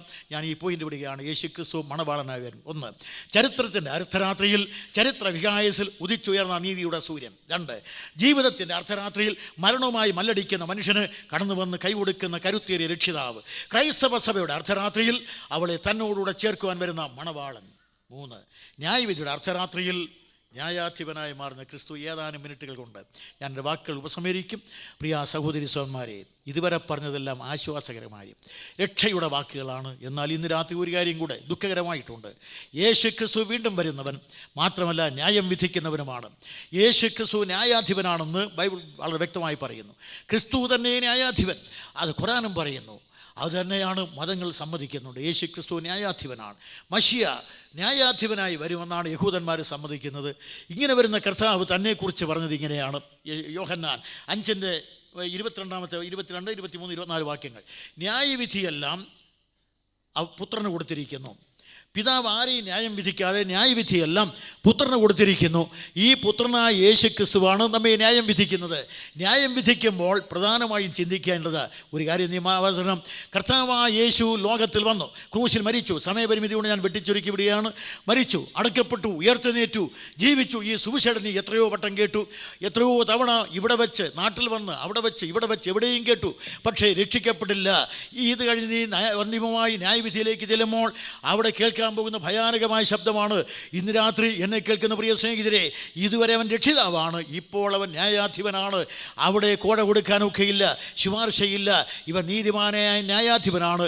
മരിച്ചവർ ആബാലവൃദ്ധം അവിടെ നിൽക്കുന്ന കാണാം. എല്ലാവരെയും ന്യായം വിധിക്കും. പണ്ഡിതവരേണ്യനായ പൗലോസ് അഥേനയെ പ്രസംഗിക്കുമ്പോൾ ദാർശനികന്മാരായ സ്റ്റോയിക്കുകളും എപ്പിക്കൂരിയനും ചോദിച്ചു, പൗലോസ് എങ്ങനെയാണ് ന്യായവിധി നടക്കുന്നത്? അദ്ദേഹം പറഞ്ഞു, അതിനൊരു ദിവസമുണ്ട്, ആ നിശ്ചിതമായ ദിവസമുണ്ട്, ആ നിശ്ചിത ദിവസത്തിൽ ന്യായവിധിയുണ്ട്. എങ്ങനെയാണ് ന്യായവിധി നടക്കുന്നത്? മരിച്ചവരുടെ പുനരുത്ഥാനമുണ്ട്, അതുകൊണ്ട് ന്യായവിധി തീർച്ചയാണ്. അതെങ്ങനെ അറിയാം? യേശു ക്രിസ്തു ഉയർത്തെഴുന്നേറ്റിരിക്കുന്നതിനാൽ അതിന് ഉറപ്പ് വരുത്തിയിരിക്കുന്നു. പൗലോസിൻ്റെ പ്രഖ്യാപനം, മരിച്ചവർ ആബാലവൃദ്ധം അവിടെ നിൽക്കും, ന്യായം വിധിക്കും. ആ ന്യായവിധി ദിവസത്തിൽ നിന്നോട് കൂടുതൽ ചോദിക്കേണ്ടതില്ല, അവനവൻ്റെ പാപത്തിനെല്ലാം ശിക്ഷയുണ്ട്. ഇത്രയും ഞാൻ പറഞ്ഞപ്പോൾ പ്രിയ സഹോദരീ സഹോദരന്മാരെ, യേശു ക്രിസ്തുവിനെ സംബന്ധിച്ച് ഇന്ന് പാപങ്ങൾ വെറുതെ മോചിച്ചു കൊടുക്കുന്നവനാണ്. ഇല്ലാതെ പോയാൽ നീ ചെയ്തു കൂട്ടിയ പാപമുണ്ടല്ലോ, അതിനല്ല നീ നരകത്തിൽ പോകുന്നത്. ക്രിസ്തുവിനെ സ്വീകരിക്കാത്തതിനാൽ നീ പാപം ചെയ്തതിന് ശിക്ഷയില്ലെന്ന് ഞാൻ പറഞ്ഞിട്ടില്ല. പക്ഷേ ഒരുത്തൻ പാപം ചെയ്താൽ യേശു ക്രിസ്തു നിനക്ക് വേണ്ടി മരിച്ചതിനാൽ ഇനി ബൈബിൾ അനുസരിച്ച് ഒരു പാപിയെ നരകത്തിലേക്ക് വിധിക്കാൻ യേശു ക്രിസ്തുവിന് ദൈവത്തിന് അധികാരമില്ല. ആ പാപിയെ നോക്കി നീ പാപിയായതുകൊണ്ട് നരകത്തിലേക്ക് പോകണം എന്ന് പറയുന്നുവെങ്കിൽ ആ ദൈവത്തെ മുഷ്ടി ചുരുട്ടിയിരിക്കാൻ ഞാൻ കൂട്ടാക്കുകയില്ല. എന്നാൽ അതല്ല ബൈബിൾ പറയുന്നത്. അവിടെ പറഞ്ഞിരിക്കുന്നത് ഇങ്ങനെയാണ്: യേശു ക്രിസ്തു പാപങ്ങളെ മോചിക്കുന്നവനാണ്. യേശു ക്രിസ്തുവിനെ ധിക്കരിക്കുന്നതാണ് നിൻ്റെ മേലുള്ള കുറ്റം.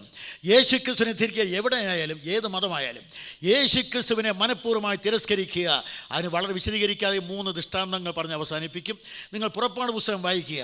അവിടെ ഇസ്രായേലി ജനം അടിമത്വത്തിലാണ്, പ്രവാസത്തിൽ.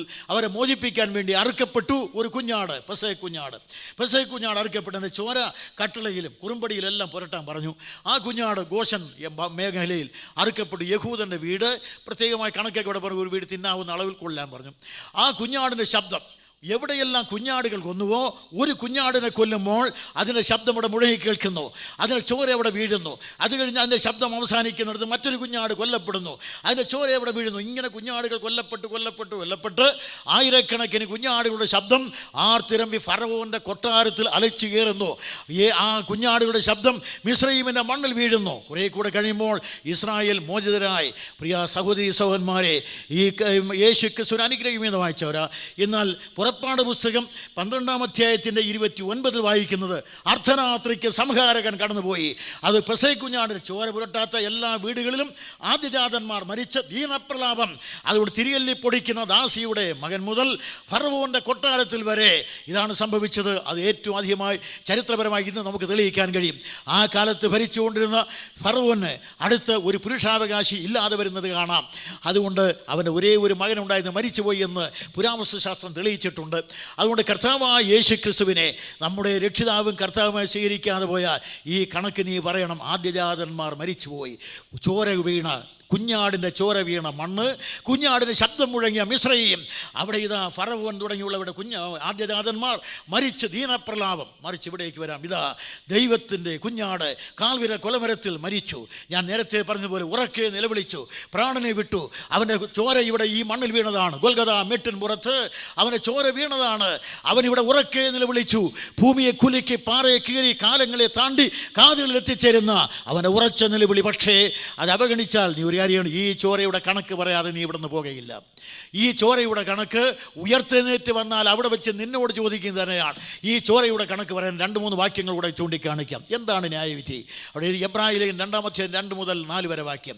അവിടെ ഇരിക്കുന്നത്, ദൂതന്മാർ മുഖാന്തരം അരുളി ചെയ്ത വചനം സ്ഥിരമായിരിക്കുകയും ഓരോ ലംഘനത്തിനും അനുസരണക്കേടിനും ന്യായമായ പ്രതിഫലം ലഭിക്കുകയും ചെയ്തു എങ്കിൽ കർത്താവ് താൻ പറഞ്ഞു തുടങ്ങിയതും ദൈവം അടയാളങ്ങളാൽ, അത്ഭുതങ്ങളാൽ, വിവിധ വീര്യപ്രവൃത്തികളാൽ തൻ്റെ ഇഷ്ടപ്രകാരം പരിശുദ്ധാത്മാവിനെ നൽകിക്കൊണ്ട് സാക്ഷി നിന്നതും പിന്നെ കേട്ടവർ നമുക്ക് ഉറപ്പിച്ചു തന്നതുമായ ഇത്ര വലിയ രക്ഷ പിതാവായ ദൈവം, കർത്താവായ യേശുക്രിസ്തു, പരിശുദ്ധാത്മാവ്, ത്രിയേകനായ ദൈവം ഒന്നിച്ചൊരുക്കിയ ഈ അനുഗ്രഹീതമായ രക്ഷ. ഒന്നുകൂടെ പറഞ്ഞാൽ, പിതാവായ ദൈവം പുത്രനെ നൽകി, പുത്രൻ തൻ്റെ ജീവനെ നൽകി, പരിശുദ്ധാത്മാവ് സാക്ഷി നിന്നു. എബ്രായലേഖനം 9:14 വാക്യം ഇത് തന്നെയാണ്. അതുകൊണ്ട് യേശുക്രിസ്തുവിൻ്റെ മരണത്തിൽ ഒന്നിച്ച് പിതാവും പുത്രനും പരിശുദ്ധാത്മാവും പ്രവർത്തിക്കുകയാണ്. ഇങ്ങനെ ദൈവം പ്രവർത്തിച്ചുണ്ടായ അനുഗ്രഹീതമായ ദൈവിക രക്ഷ പദ്ധതി അവഗണിച്ചാൽ പിന്നെ നീ രക്ഷപ്പെടുന്നത് എങ്ങനെയാണ്? ഇതിന് നീ കണക്ക് പറയാതെ പോകയില്ല. ഏത് വമ്പനായാലും ആ കണക്ക് എല്ലാവരും പറയും. അതുകൊണ്ട് ഞാൻ അടുത്ത പോയിന്റിലേക്ക് വരികയാണ്. ഇങ്ങനെ കരുത്. എബ്രായലേഖനം 10-ാം അധ്യായത്തിൻ്റെ 29-ാം വാക്യം, ദൈവപുത്രനെ ചവിട്ടിക്കളയുകയും തങ്ങളെ ശുദ്ധീകരിച്ച നിയമരക്തത്തെ മലിനമെന്നുണ്ടുകയും കൃപയുടെ ആത്മാവിനെ നിന്ദിക്കുകയും ചെയ്യുന്നവൻ എത്ര കഠിനമായ ശിക്ഷയ്ക്ക് പാത്രീഭൂതനാകും. ഇന്ന് രാത്രി ഈ കർത്താവായ യേശു ക്രിസ്തുവിനെ സ്വീകരിക്കാതെ പോയാൽ വരാൻ പോകുന്ന ഭയാനകമായ സംഭവമാണ്. അതുകൊണ്ട് പ്രിയ സഹോദരി സഹോദരന്മാരെ, നിങ്ങൾ ആരെങ്കിലും രക്ഷിക്കപ്പെടാത്തവരാണെങ്കിൽ ഈ വരാൻ പോകുന്ന ഭയാനകമായ ന്യായവിധി ഒഴിഞ്ഞ് അനന്തതയിൽ പ്രവേശിക്കണമെന്നുള്ള ആഗ്രഹം കൊണ്ടാണ് ഞങ്ങൾ ഇത്തരം യോഗങ്ങൾ വിളിച്ചു കൂട്ടുന്നത്. അതുകൊണ്ടാണ് ഞങ്ങൾ ഈ സ്തോത്രക്കാഴ്ച പിരിവൊന്നും നടത്താത്തത്. അതുകൊണ്ട് എങ്ങനെയെങ്കിലും നിങ്ങൾ രക്ഷിക്കപ്പെടണം. ഞാൻ ഇന്നലെ പറഞ്ഞല്ലോ, യൂദായുടെ ലേഖനത്തിലെ വാക്യമാണ്, ജഡത്താൽ കറ പിടിച്ച അങ്കി പോലും പകച്ചുകൊണ്ട് ചിലരെയെങ്കിലും തീയിൽ നിന്ന് വലിച്ചെടുക്കേണ്ടതിനാണ് ഈ യജ്ഞം. അല്ലെങ്കിൽ എന്തിന് ഇത് പ്രസംഗിക്കണം? അതുകൊണ്ട് കമ്മ്യൂണിസം പ്രസംഗിച്ച് ഒരു മന്ത്രിയാകാമായിരുന്നു എനിക്ക്. എന്നോട് സഖാക്കൾ പലരും നല്ലൊരു ഭാവിയുണ്ട്, അത് കളഞ്ഞു വിളിച്ച് പോകരുതെന്ന് സഖാക്കളെല്ലാം പറഞ്ഞു. പക്ഷേ ഈ ക്രിസ്തുവിനെ കണ്ടെത്തിയാൽ പ്രസംഗിക്കാതിരിക്കാൻ പറ്റുമോ? അതുകൊണ്ട് പ്രിയ സഹോദരി സഹോദരന്മാരെ, കർത്താവായ യേശു ക്രിസ്തുവിനെ സ്വീകരിക്കുന്നതിനേക്കാൾ അഭികാമ്യമായി ഒന്നുമില്ല. അത് അഭിമാനമാണ്. കുരിശിലെ ക്രിസ്തു അത് ചിലർക്ക് നിന്ദ്യമാണ്, നമുക്ക് വന്ധ്യമാണ്. യേശു ക്രൂശിക്കപ്പെട്ട ക്രിസ്തു അവർക്ക് പൂജ്യമാണ്.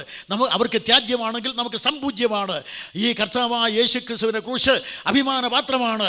ക്രൂശിൽ മരിച്ച ക്രിസ്തു നമ്മുടെ വിജയചിഹ്നമാണ്. ക്രിസ്തു നമ്മുടെ രക്ഷിതാവാണ്, കർത്താവാണ്, ദൈവമാണ്. ഈ കർത്താവിനെ അവഗണിച്ചാൽ ഇനി ന്യായവിധി അല്ലാതെ വേറൊന്നും ശേഷിക്കുന്നില്ല. അങ്ങനെയാണെങ്കിൽ ഒരു കാര്യം, ആരെന്നൊരു ചോദ്യമേ ഇല്ല. നീ മുസ്ലിമാണോ, ഹിന്ദുവാണോ, ക്രിസ്ത്യാനിയാണോ, ആസ്തികനാണോ, നാസ്തികനാണോ ചോദ്യമില്ല. ഒരാൾ ഇന്നലെ ഒരു ചോദ്യം ചോദിച്ചു. പക്ഷേ ഈ മനുഷ്യനുണ്ടായതുകൊണ്ടല്ലേ ദൈവത്തെ ആരാധിക്കുന്നത്? എല്ലാ ജീവരാശികളും താങ്കൾ ആദ്യത്തെ പ്രസംഗത്തിൽ പറഞ്ഞതുപോലെ അനേക ജീവികളെല്ലാം വംശനാശം വന്നു പോയല്ലോ. ഈ മനുഷ്യനും വംശനാശം വന്നു പോയാൽ പിന്നെ ആരാണ് ദൈവത്തെ വിളിച്ചും ആരാധിച്ചും പോകുന്നത്? ഇല്ല, മനുഷ്യൻ അങ്ങനെ വംശനാശം വരുന്നവനല്ല. മനുഷ്യൻ എന്ന് പറയുന്ന ജീവി വംശനാശം വരുന്നതായിട്ട് രേഖപ്പെടുത്തിയിട്ടില്ല, എവിടെയും തെളിവില്ല. അവൻ ഇവിടെ പറ്റി വരിക മാത്രമല്ല, അനന്തതയും ജീവിക്കുവാൻ വിധിക്കപ്പെട്ടവനാണ്. അതുകൊണ്ട് വംശനാശം അവന് വരികയില്ല. മനുഷ്യൻ എന്നേക്കും ഉണ്ടായിരിക്കും. അതുകൊണ്ട് പ്രിയ സഹോദരി സഹോദരന്മാരെ, ഈ കർത്താവായ യേശു ക്രിസ്തുവിനെ നിങ്ങളുടെ ഹൃദയത്തിൽ രക്ഷിതാവും കർത്താവുമായി സ്വീകരിക്കണം. ഞാനൊരു ദൃഷ്ടാന്തം പറഞ്ഞ് അവസാനിപ്പിക്കും. നമ്മുടെ മിനിറ്റിൽ ഏതാനും മിനിറ്റ് കൊണ്ട് ഞാനിത് അവസാനിപ്പിക്കുന്നതാണ്. ദൈവപുത്രനായ യേശു ക്രിസ്തുവിനെ അവഗണിച്ചാൽ ഉണ്ടാകുന്ന ഫലം. അതുകൊണ്ട് യേശു ക്രിസ്തു ക്രൂശിൽ മരിച്ചു, ഉറക്കെ നിലവിളിച്ച് പ്രാണനെ വിട്ടു. ആ ശബ്ദം ഇന്ന് മുഴങ്ങിക്കൊണ്ടിരിക്കുന്നു. നാം നേരെ ചെല്ലുക. ഇതുപോലെ ഭയാനകമായൊരു ന്യായവിധിയുടെ സംഭവം നമുക്ക് കാണാം. സംഭവം ഈ മേഖലയിലാണ് നടന്നത്. ബെൽത്തസേർ എന്ന് പറയുന്ന യുവരാജാവ് ബാബിലോൺ ഭരിക്കുകയായിരുന്നു. BC 539 സംഭവം അരങ്ങേറുന്നത്. രേഖപ്പെടുത്തിയിരിക്കുന്നത് ദാനിയേലിൻ്റെ പ്രവചനം 5-ാം അധ്യായത്തിലാണ്. ബെൽത്തസേർ യുവരാജാവായിരുന്നു. അദ്ദേഹത്തിന് വലിയൊരു മോഹം. ആ മോഹം എന്ന് ചോദിച്ചാൽ ഒരു വലിയ വിരുന്ന് നടത്തണം. 1000 മഹത്തുക്കളെ വിളിച്ചു. കാരണം 1000 മഹത്തുക്കളെ വിളിച്ച് അവിടെ ഭാര്യമാർ, പരിവാരങ്ങൾ, അങ്ങനെയാണല്ലോ രാജാക്കന്മാർ, എല്ലാവരും ഒന്നിച്ച് വരികയാണ്. പരിവാരങ്ങൾ സഹിതം എല്ലാവരും ഒന്നിച്ച് വിരുന്ന് വരികയുണ്ടായി. രാജകീയമായ വിരുന്ന് പൊടിമാറി നടക്കുകയുണ്ടായി. പൊടിമാറി നടന്നുകൊണ്ടിരിക്കുമ്പോൾ രാജാവിന് വിരുന്നിൻ്റെ സമാപനത്തിൽ ഒരു ചെറിയ തോന്നൽ. ഞങ്ങൾ സാധാരണയായി രാജാക്കന്മാരെ മാത്രം തോൽപ്പിക്കുന്നവരല്ല. ഈ ബാബിലോണിയ രാജാക്കന്മാരെന്ന് പറഞ്ഞാൽ സ്വർഗത്തിലെ ദൈവത്തോട് ഞങ്ങൾ പോരാടി ജയിച്ചവരാണ്. സ്വർഗത്തിലെ ദൈവത്തിന് ഭൂമിയിൽ പണിതിരുന്ന ഒരേ ഒരു ദൈവാലയം, യെരൂശലേം ദൈവാലയം, അത് ഇടിച്ചു നിരത്തിയവരാണ് എൻ്റെ പിതാമഹന്മാർ. അവിടുത്തെ പൊൻവെള്ളി പാത്രങ്ങൾ ഞങ്ങളുടെ വിജയത്തിൻ്റെ ചിഹ്നമായി അരമനയിൽ സൂക്ഷിച്ചിട്ടുണ്ട്. ബെൽത്തസേർ കൽപ്പിച്ചു, ആ പൊൻവെള്ളി പാത്രങ്ങൾ ഇവിടെ കൊണ്ടുവരട്ടെ. അദ്ദേഹം കൽപ്പിച്ചപ്പോൾ പൊൻവെള്ളി പാത്രങ്ങൾ കൊണ്ടുവന്ന് നിരത്തി. ദൈവാലയത്തിലെ പവിത്ര പാത്രങ്ങൾ കൊണ്ടു നിരത്തിയപ്പോൾ മഹാരാജാവ് പിന്നെയും കൽപ്പിച്ചു, അവയിലെല്ലാം വീഞ്ഞ് നിറയ്ക്കട്ടെ. അവിടെ എഴുതിയിരിക്കുന്നത് വീഞ്ഞ് നിറച്ച് എല്ലാവരും കുടിക്കാൻ കൊടുത്തു. രാജാവ് കുടിച്ചു, മഹത്തുക്കൾ കുടിച്ചു, ഭാര്യമാർ കുടിച്ചു, വെപ്പാട്ടികൾ കുടിച്ചു. ബാബിലോണിലെ പാനോപചാരം അഥവാ മദ്യപാനം എന്ന് പറയും ഇങ്ങനെയല്ല എന്ന് പറഞ്ഞാൽ എല്ലാവരും വിരുന്ന് വരുന്നത് ധാരാളം വസ്ത്രങ്ങൾ ഒന്നിനു മേലെ ഒന്നിട്ടുകൊണ്ടാണ്. ആദ്യം അങ്ങോട്ടും ഇങ്ങോട്ടും ഈ ഷാമ്പയിൻ പോലെ വീശി നനയും. അത് ഊരി കളയും, പിന്നെയും നനയും, പിന്നെയും കുളിയും. ഇങ്ങനെ കുടിച്ച് ഒടുവിൽ വരുമ്പോൾ ഒരു തുണിയും കാണുകയില്ല, ഒന്നും തന്നെ കാണുകയില്ല. പിന്നെ കുളിച്ച് ഡാഷ് അതായിരുന്നു അവിടെ.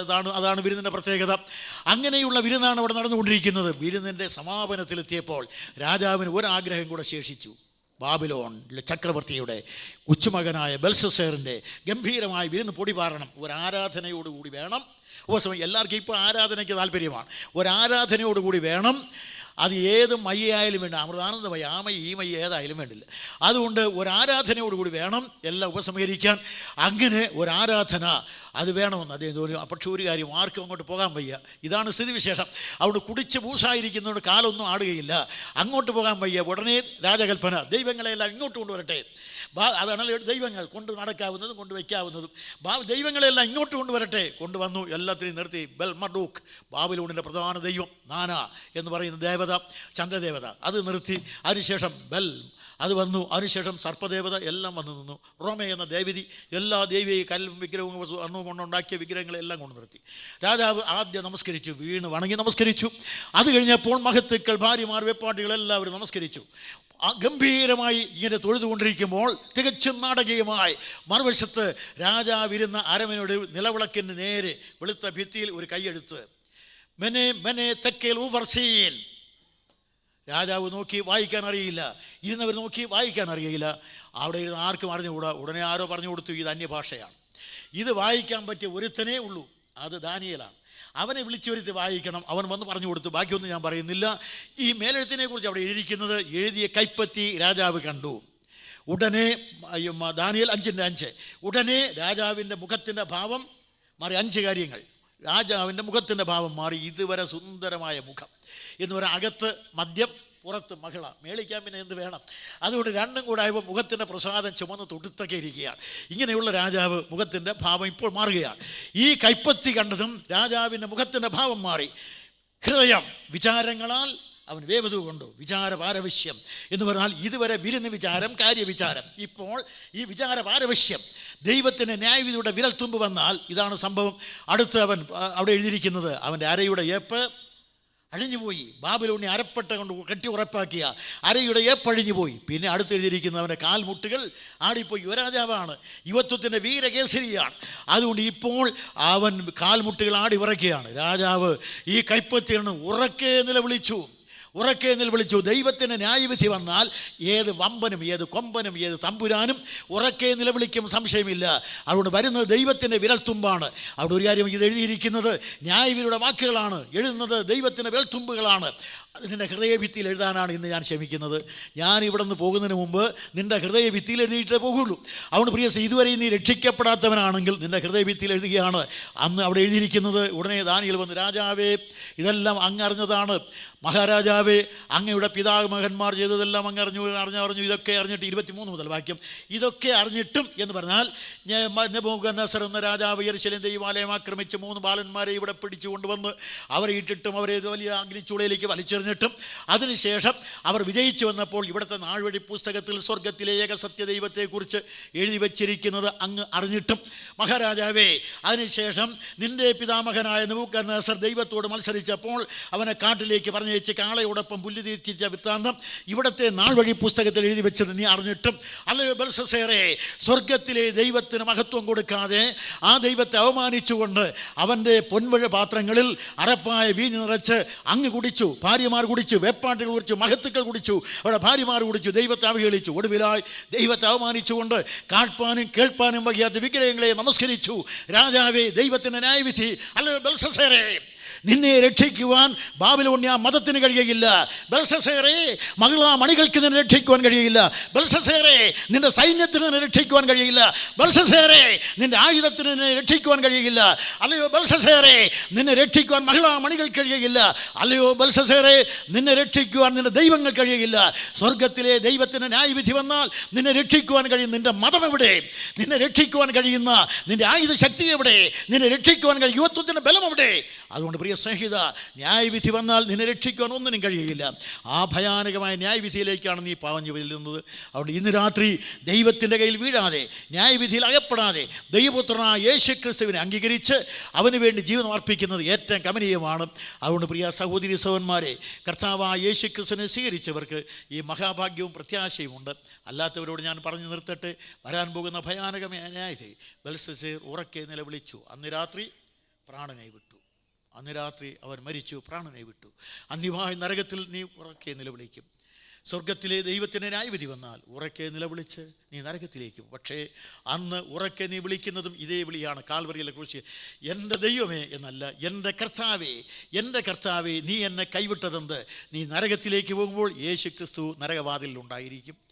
എൻ്റെ കർത്താവേ എന്ന് വിളിക്കുകയില്ല നീ. അവനെ കുമ്പിട്ടിട്ട് നീ സ്വർഗത്തിൽ നിന്ന് നീ നരകത്തിലേക്ക് പോകും. അവനെ കുമ്പിടാതിരിക്കാൻ കഴിയുകയില്ല. ബൈബിളിൽ എഴുതിയിരിക്കുന്ന കാര്യമാണ്, എല്ലാവരും അവൻ്റെ മുമ്പാകെ കുമ്പിടും. തൻ്റെ പ്രാണൻ രക്ഷിപ്പാൻ കഴിയാത്തവനും അങ്ങനെ കുമ്പിട്ട് നീ നരകത്തിലേക്ക് പോകും. രണ്ടിലേത് വേണമെന്ന് തീരുമാനിക്കേണ്ട സമയമാണ്. ഞാനിവിടെ വാക്കുകൾ അവസാനിപ്പിക്കുന്നു. നമുക്ക് പ്രാർത്ഥിക്കാം. ഈ സമയത്ത് ഇതുവരെയും കർത്താവായ യേശുക്രിസ്തുവിനെ രക്ഷിതാവും കർത്താവുമായി അംഗീകരിക്കാത്ത ആരെങ്കിലും ഞങ്ങളെ കേൾക്കുന്നുണ്ടെങ്കിൽ ഈ രാത്രിയിൽ നിങ്ങൾക്കൊരവസരം തരികയാണ്. കർത്താവേ, ഇന്നു മുതൽ ഞാൻ നിന്നെ എൻ്റെ രക്ഷിതാവും കർത്താവുമായി സ്വീകരിക്കുന്നു. ദൈവസൃഷ്ടിയായ മനുഷ്യൻ, മഹാനായ മനുഷ്യൻ, സൃഷ്ടിയുടെ മകുടമായ മനുഷ്യൻ, ദൈവസാദൃശ്യമുള്ള മനുഷ്യൻ, മൂല്യമേറിയ മനുഷ്യൻ, ആധ്യാത്മിക ജീവിയായ മനുഷ്യൻ, ആ മനുഷ്യനെ രക്ഷിക്കുവാൻ, അവൻ പാപിയായ മനുഷ്യൻ, പരാജയപ്പെട്ട മനുഷ്യൻ, പാതാളത്തിൻ്റെ ആടായ മനുഷ്യൻ, ആ മനുഷ്യൻ രക്ഷിക്കുവാൻ സ്വർഗം വിട്ട് മനുഷ്യനായി വന്ന് മരക്കുരിശിൽ മരിച്ച് ഉയർത്തെഴുന്നേറ്റ് ജീവിക്കുന്ന മഹാമനുഷ്യൻ, ഈ കർത്താവായ യേശുക്രിസ്തുവിനെ അംഗീകരിച്ചാൽ രക്ഷ ന്യായവിധിയുടെ പ്രിയ സ്നേഹിതരെ, ചരിത്രത്തിൻ്റെ അർദ്ധരാത്രിയിൽ, ചരിത്ര വിഹായസിൽ ഉദിച്ചുയർന്ന നീതിയുടെ സൂര്യൻ, പ്രിയ സ്നേഹിതരെ, നമ്മുടെ ജീവിതത്തിൻ്റെ അർദ്ധരാത്രിയിൽ മരണവുമായി മല്ലടിക്കുമ്പോൾ കടന്നു വന്ന് കൈതരുന്ന കരുത്തേറിയ രക്ഷിതാവ്, സഭയുടെ അർദ്ധരാത്രിയിൽ മടങ്ങി വരുന്ന മണവാളൻ, ന്യായവിധിയുടെ അർദ്ധരാത്രിയിൽ ന്യായാധിപനായി മാറുന്നവൻ. ഈ രാത്രി ഈ കർത്താവായ യേശുക്രിസ്തുവിനോടുള്ള നിങ്ങളുടെ സമീപനം എന്താണ് എന്ന് വിധി പറയണം. കർത്താവേ, ഞാൻ നിന്നെ സ്വീകരിക്കുന്നു. ആ തീരുമാനം ചെയ്തുകൊണ്ട് ക്രിസ്തുവിന് വേണ്ടി ജീവിക്കാനുള്ള സമർപ്പണത്തോട് പോകുവാൻ നിങ്ങളെ ആഹ്വാനം ചെയ്തുകൊണ്ട് ഞാൻ എൻ്റെ വാക്കുകൾക്ക് വിരാമം കുറിക്കുന്നു. ആ തീരുമാനം നിങ്ങൾ ചെയ്തു എങ്കിൽ ഈശ്വരൻ നിങ്ങളെ അനുഗ്രഹിക്കട്ടെ.